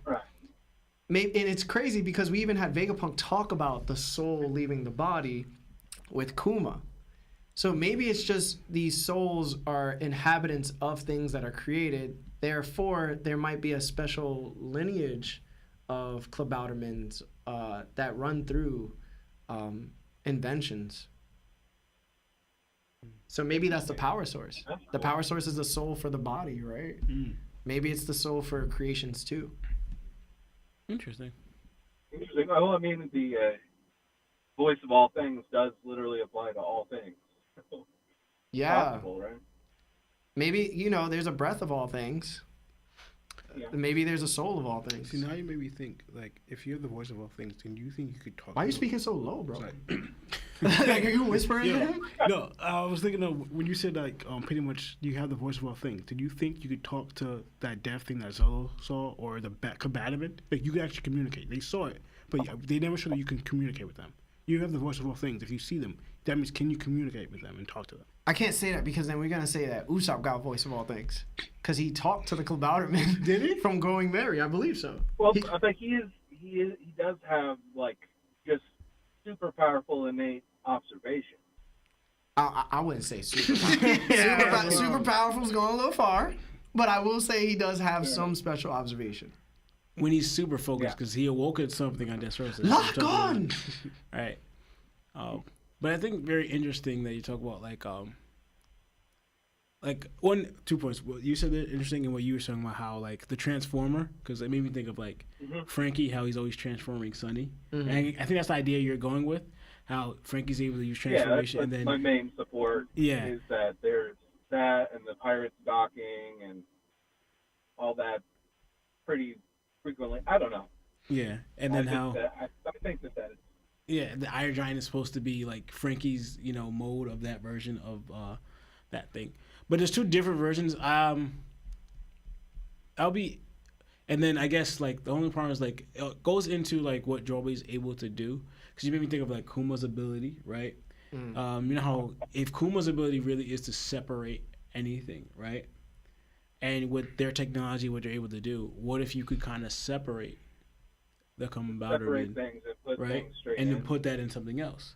So what if you're able to separate the ʔ𝐴𝐵𝐷𝐼𝐻 from, like, that ship or whatever, and then put it into something else where it is able to operate on its own, Yeah. So I thought that was interesting, but, like, only with I guess the Ancient Kingdom's technology maybe, but it'll be outside of people's abilities, as in, because I'm separating what Kuma's able to do first, Ancient Kingdom, what they're able to do. Their science would probably be able to them to do that, but that's without Kuma's ability, which Kuma's ability shows that it could separate, like, one's thing from anything. Yeah, but it's interesting. All right. Well, thanks, guys, and #EmuGang. You need to be locked up. Go immediately and get locked up, bro. That's crazy. Jesus. Have a great night. You too. Have a good one. Thank you for calling. Yeah, thank you. Bye, guys. All right, bye-bye. Emu Gang is crazy. Y'all don't understand. Y'all supporting genocide, bro. Yo, seriously. He was out here murdering babies for possibly being somebody's son. Just because it's close. Hey, how's it going? This is Larry from that One Piece Talk. Who are you and how are you? Yo. What's up? It's Charles. Hey, what? Charles! Oh, Charles! Yo! Yeah, Charles. Lionel said my brother. Yo, what's up, bro? What's going on, What's Charles? up, man? Yo, I miss you, dog. Miss you too, bro. Miss you too. How's everybody? I got it.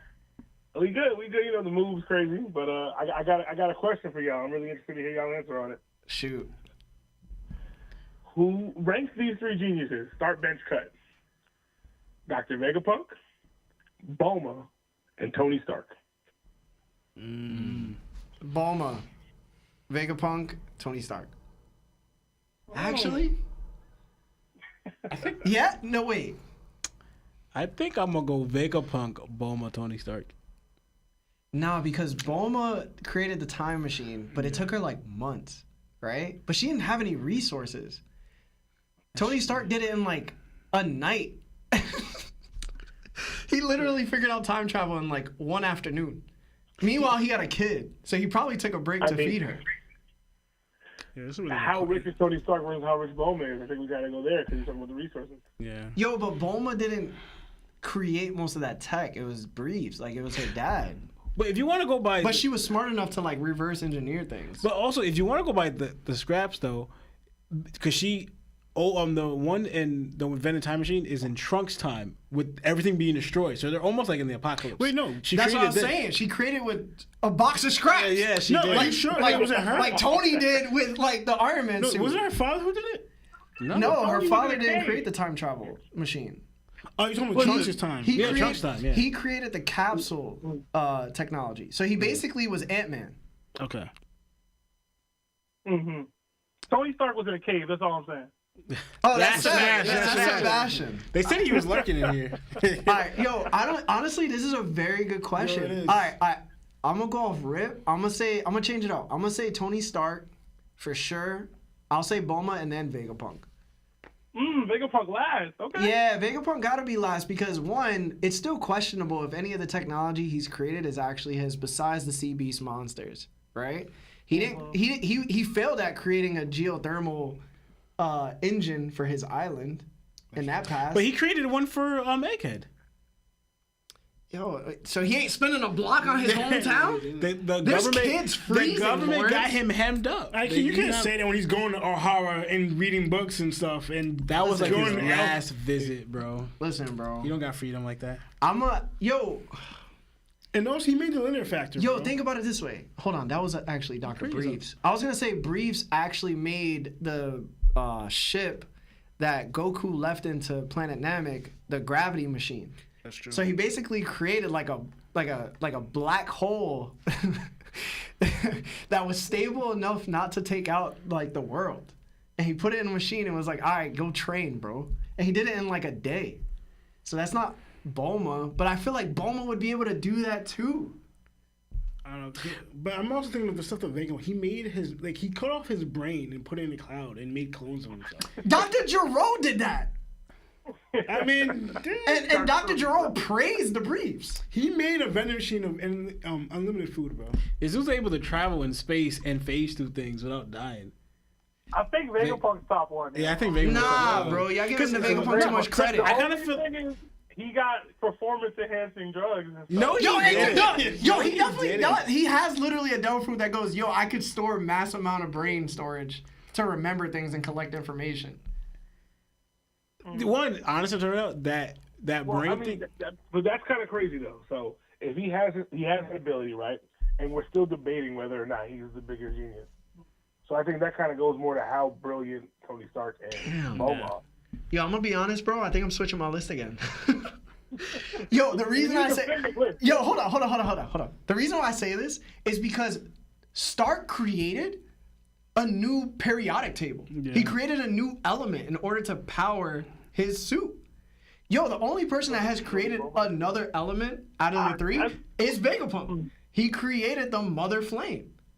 But the thing is, I feel like I can't give him all the credit because ultimately he knew the Mother Flame existed before. But like, right? Like the Mother Flame had to exist before for him to be like, yo, I could create this. I know I'm basing this off the movie though. But that element, but didn't he get that from like? I know he didn't create it. Well, what's his name? The Tesseract or whatever. No. Yeah, the Tesseract or what's his name? The bald guy, the glasses. The guy with the the guy with the eye patch. What's his name? Nick Fury. Nick Fury. Yeah. Didn't Nick Fury give him something? Because remember he was like Tony Stark was like dying. No. He gave him the cure to his disease. Yeah. That he was suffering from. Yeah, but that was also to what he used to like power where he wouldn't need what he was using before. No. That was because he didn't create the element yet.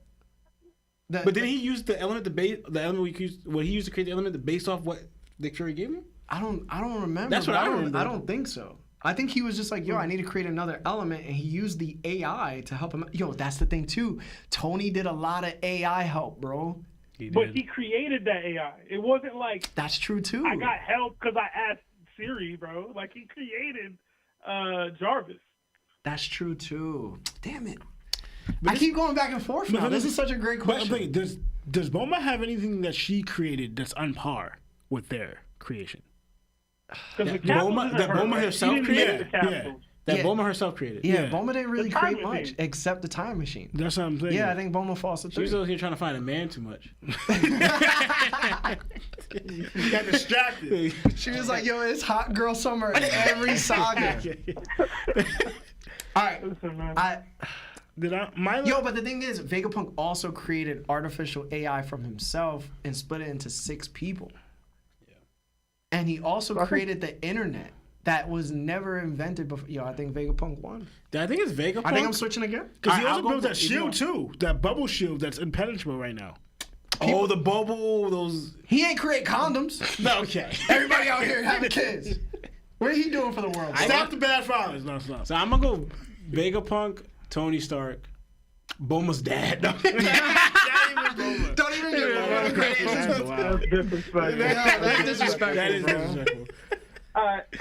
I'll let y'all go, but I did want to say one thing before I do leave. Yo, Larry, you shouldn't have stopped the debate, bro. You should have let it go. Nah, bro. Lawrence started getting disrespectful, bro. Couldn't continue, bro. Because then Lionel was gonna start going, and they would have both gone at it. I had the stream on mute, so I couldn't hear it. I could see y'all faces. Y'all was tweaking out. Yo, they was tweaking, bro. Yeah. But yo, I gotta go, so I'm gonna let y'all go. Alright. Like the stream, yo. That was such a good question. That really had me thinking, bro. Yeah, seriously. I'm not gonna wait. When Charles said yo, instead it's Charles, I almost didn't recognize his voice. How not? That's Charles's voice. He sounded different on the phone. Yeah, I don't know why. It didn't like Charles in person, and then hearing him on the phone, I was like, I had to think. I was like, wait. No minute. Yeah, hang on. What is going on? You hung up, Marv? Yeah. All right. Hey, what's going on? This is Larry from that One Piece Talk. Who are you and how are you? Hey, yo, good morning. This is Anthony from Udon. You said good morning? Where you at? Yeah, I just woke up. Jeez, bro. Jeez Louise. How's it going, Ant? Yo, chilling. Again, just woke up. I'm just gonna make it real quick. I got nothing too crazy. I just want to make I got 2 things just real quick, real fast. First of all, I just want to say thank y'all so much, guys. Y'all helped me out through tough times. I know I just got on the phone call, but I just want to say thank y'all from the bottom of my heart. Y'all done like amazing, truly work for me, and not just for me, but the whole community and everyone else, man. I just appreciate everything what y'all guys done, from the phone calls and reading super chats, and you know, it's truly a blessing, like for real. Oh, thanks. Thank man. you so much. Thank you for saying that, bro. Thank you. I really appreciate that. That's awesome, bro. Yeah, man. But Larry, I got something for you. Okay. Out of the people that you had on Flower Watch, who is the one that used to get out of Flower Watch? The one that needs to get out of Frog Watch, or the one that's out of Frog Watch? Like which character? Like how you say, like who's trying to get out of the I'm sorry, I'm missing. I'm just woke up. Like I'm sorry. Like who's gonna get out of Frog Watch first? That's what I'm trying to say. Either between Dragon, Mihawk, or Blackbeard, because those are the top 3. Like, you know, they're on Frog Watch. And I know we haven't talked about Frog Watch, and it's been a while. Who's gonna get out of it first? Mihawk, Blackbeard, and Dragon? Yeah, Mihawk, Blackbeard, and Dragon. Oh man, that's a very hard one.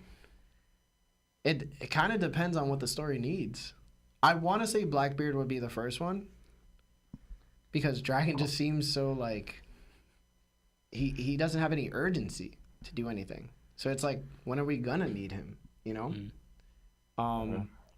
Mihawk, I feel like his story won't be told because he doesn't fit in the current One Piece story. Yeah. Like there's no need or response for Mihawk unless like Buggy and Luffy go to the One Piece at the same time and then they have to fight for it, and then Mihawk fights Zoro at that point, I guess.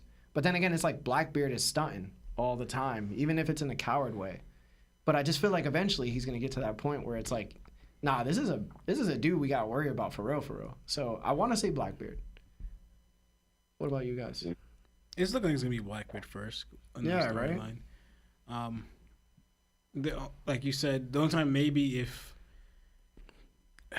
when he meets up with Shanks, Mihawk's there. Because I don't think Dragon is probably gonna play more of a role towards like the big war, you know, with Ym and them, and that's probably gonna be like later on. So that would probably make him last then. So, and then I'm also if you want to go by when Mihawk's gonna it's gonna be when he meets Zoro, or before then. But most likely, like who's left for Mihawk to go against, except for maybe Fujitora besides Zoro. He really don't have anything. Like. So benefit the story. Yeah. So it's looking like narrowing it down. It's looking like Blackbeard's probably going to be the one first because you're showing Blackbeard to be more active out of all of them right now. He's the one that he just took on Law and the Law Pirates, the Heart Pirates. So it's looking like Blackbeard. We're going to get more from him out of those three. And it's kind of like, yo, do we even want to see Mihawk right now? I mean, like I'm gonna be honest. Like, do we really want to see Mihawk at all? Like, yeah, the mystery of him is cool. Like, but it's like, does he do anything for the story that would make us go, damn, like, that was so interesting. I'm telling you right now. He's like the power scale guy. If I'm gonna get hit with a lot of heat with this. After we see Venus Drill and he has a Conquerors and all that stuff like that, and if Mihawk doesn't have Conquerors, what's the point? You know what I'm saying? Yeah, that makes it way worse. Yeah. To me, it's like, yeah, he's the greatest swordsman, but if you're not a Conqueror, but we have Venus Drill out here, like, it's like, all right, move over, Mihawk. We have Venus Drill, you know, who's the supreme grade user, Curse Blade, and a Conqueror's user, and Gorosei, end of the show. Why are you just got your face taken over, like, by Venus, you know? Mihawk, you don't fit those categories. Except for the supreme grade sword, that's it. You're not a Conqueror, you know? But... Well, sorry. No, go ahead. Oh, well, do you think that when we see a little bit of Venusaur and 𝐬𝐿, do you think it's just a little bit of lore what we're gonna see from Mihawk? Nah. Just a little bit. Yo, to be honest, no, bro. Because if you look at it, right, when we go to Chapter 0 and we see all the famous pirates that are basically in the what's Buggy's thing again? Cross Guild? The Cross Guild. Most of them that are in the Cross Guild were at Roger's execution, right? Yeah. It was Crocodile, Smoker. I mean, Smoker's not in it, but it was Crocodile, Smoker, Moria, Doflamingo, Dragon was there, Mihawk was there, right? And Mihawk already had Yoru, and he was like 16. No, he didn't. He didn't have Yoru on his back? The anime does that, but there's no manga panel in the on the Chapter 0 that shows Mihawk. Nah, bro, I gotta check this. I don't know why they do this. I don't know why. I wouldn't say he doesn't have it. We don't see him in the manga with it. Yeah. So it's not like we don't know if he has it or not. Yeah. But because again, that's misleading. Like, I mean, it's fine. He could have it. It's fine because Odin had Emma when he was a child. So like, I'm not saying anything of it, but we don't know that's a fact. Listen, bro. The point is, he probably found it black. All right, that's what I was trying to get to. So this could look cool. No, the main thing with Mihawk is that right now, especially what I'm saying is we don't really see a strong ambition from Mihawk to do anything. It seems like he just kind of wants to coast. I mean, because it goes into the thing I sent you guys. You probably never read before, but it kind of goes in a little bit to what happened to Mihawk in his past. But I don't think it's in the valid reason or excuse until Order flushes out. But apparently Mihawk got a great betrayal in his life that pretty much makes him like have similar views like Crocodile, that he doesn't really care anymore. Oh snap! There's 5 minutes left. So that's pretty much what happened to him. We gotta let you go though, bro. But thank you for the inspirational words. Seriously. Yeah, thank you so much. Really appreciate it. Glad that we could be there for you, and thank you for the support. Yes, man. Thank you. Y'all done amazing work. Thank you for picking up my sleepy phone call. My fault. Nah, you're good, bro. Thank you. No, but thank you. Yeah, we're going. Yeah, you too, brother. Yeah, that's gonna be the end of the calls, guys. We got some super chats. Apologies that it took so long. Broker, you gotta do better than that, bro. Yeah, that's twice, bro. That's twice. Yeah, there was like 6 people that just kept. Yo, you gotta yell at Marv, man. That's not my fault, bro. But ZCF Inc. became a Nakama for 1 month. Thank you. Says, who do you need to see go crazy before the end of the show? Dragon. Yeah, I was thinking Dragon. Go off. Go off, bro. Yeah. No one's special 133. You're special to me. With the 5 says, do you think the goal of the Pirate King is less great now because Roger explored 100% of the world while Luffy is chasing a single sighting of islands? I wouldn't think so. I think Pirate King is still up there. And plus, Roger didn't accomplish everything while Luffy possibly could. Yeah. $10 by Diamond Life says, why did you catfish us with Seb clickbait when he not here? Just kidding. Wanted to ask, since the twins are religious, did they ever give you or Seb a different perspective while analyzing a chapter? Yeah. We've had times where like I've asked these guys regarding certain scriptures or even biblical advice about what the chapter may have contained. So they've done it. And we prefer it, honestly, because they're so well versed. Victor Haight with the 10 says, I'll be the first to say it. I think we're fooling ourselves. I believe Lily wasn't Imu's wife, but Imu's sister or mother, and past family loss has been a big thing in the series. I don't think dads care about their kids that much. I'm going to keep it honest, bro. We'll keep it honest. Monkey D Jangle with the 5 says, do we get any other forms of hockey like Future Sight, Conquer's Coding / Rio? You guys are the best podcast. Best way to start my week. Thank you. I think there will be. Yeah. We already know that Shanks is an observation killer. I think there's just different ways you could use your hockeys. Mm-hmm. And we'll figure out more as time goes on. Yeah. The potential with hockey is Oda's exploring it more, and I think he's going to reveal a lot more. Yeah, and he's a little bit more each time. Showing reveals that we didn't know you could even do that until it's like Shanks and like Karate with his edge mochi or like we're just finding more avenues where you could use hockey. It's just like in order, hopefully he's gonna flush it out more. He's gonna have to, especially with how the Garcia saying they can't get hurt. Yeah. You're gonna have to tap into all the potentials or capabilities of it. Yeah, and then we got Nerd Taku, the guy. Member for 16 months. Thank you so much, Nerdtaku. Says, much love from Vegas, Nakama. Hashtag BBC. Hashtag Mr. Worldwide. Man, you out here in Vegas, bro. You missed the countrywide. What are you talking about? And then Anthony Herrera with the 5 says, everyone like the stream. Hashtag Blackbeard Gang. Hashtag Top Gang Forever. Thank you guys so much. You guys are such sweethearts. We appreciate you in the community. There's so much love. We always feel it, so we just want to say thank you. Mm-hmm. Seriously, thank you for all that you do. Thank you for everybody that's listening on the go and at work. You know, we always give like our thanks, so we just want to say thank you. You know, you don't have to donate. You don't have to do any of that stuff. You could just like the video. That's the only thing we want you to do, realistically. But because it helps us out, it helps a broader audience. But thank you so much, Marv. Thank you again for another episode and hosting, you know, and producing it. Seb will most likely be here next episode, so we might have a full cast if Lino shows up. But the guessing game. Yeah, we just want to say thank you. There's no chapter break next week, so we'll definitely be here on Monday. All right. But other than that, my name is Larry, Lawrence, Lino, and Seb. Talk to you guys later, Jana.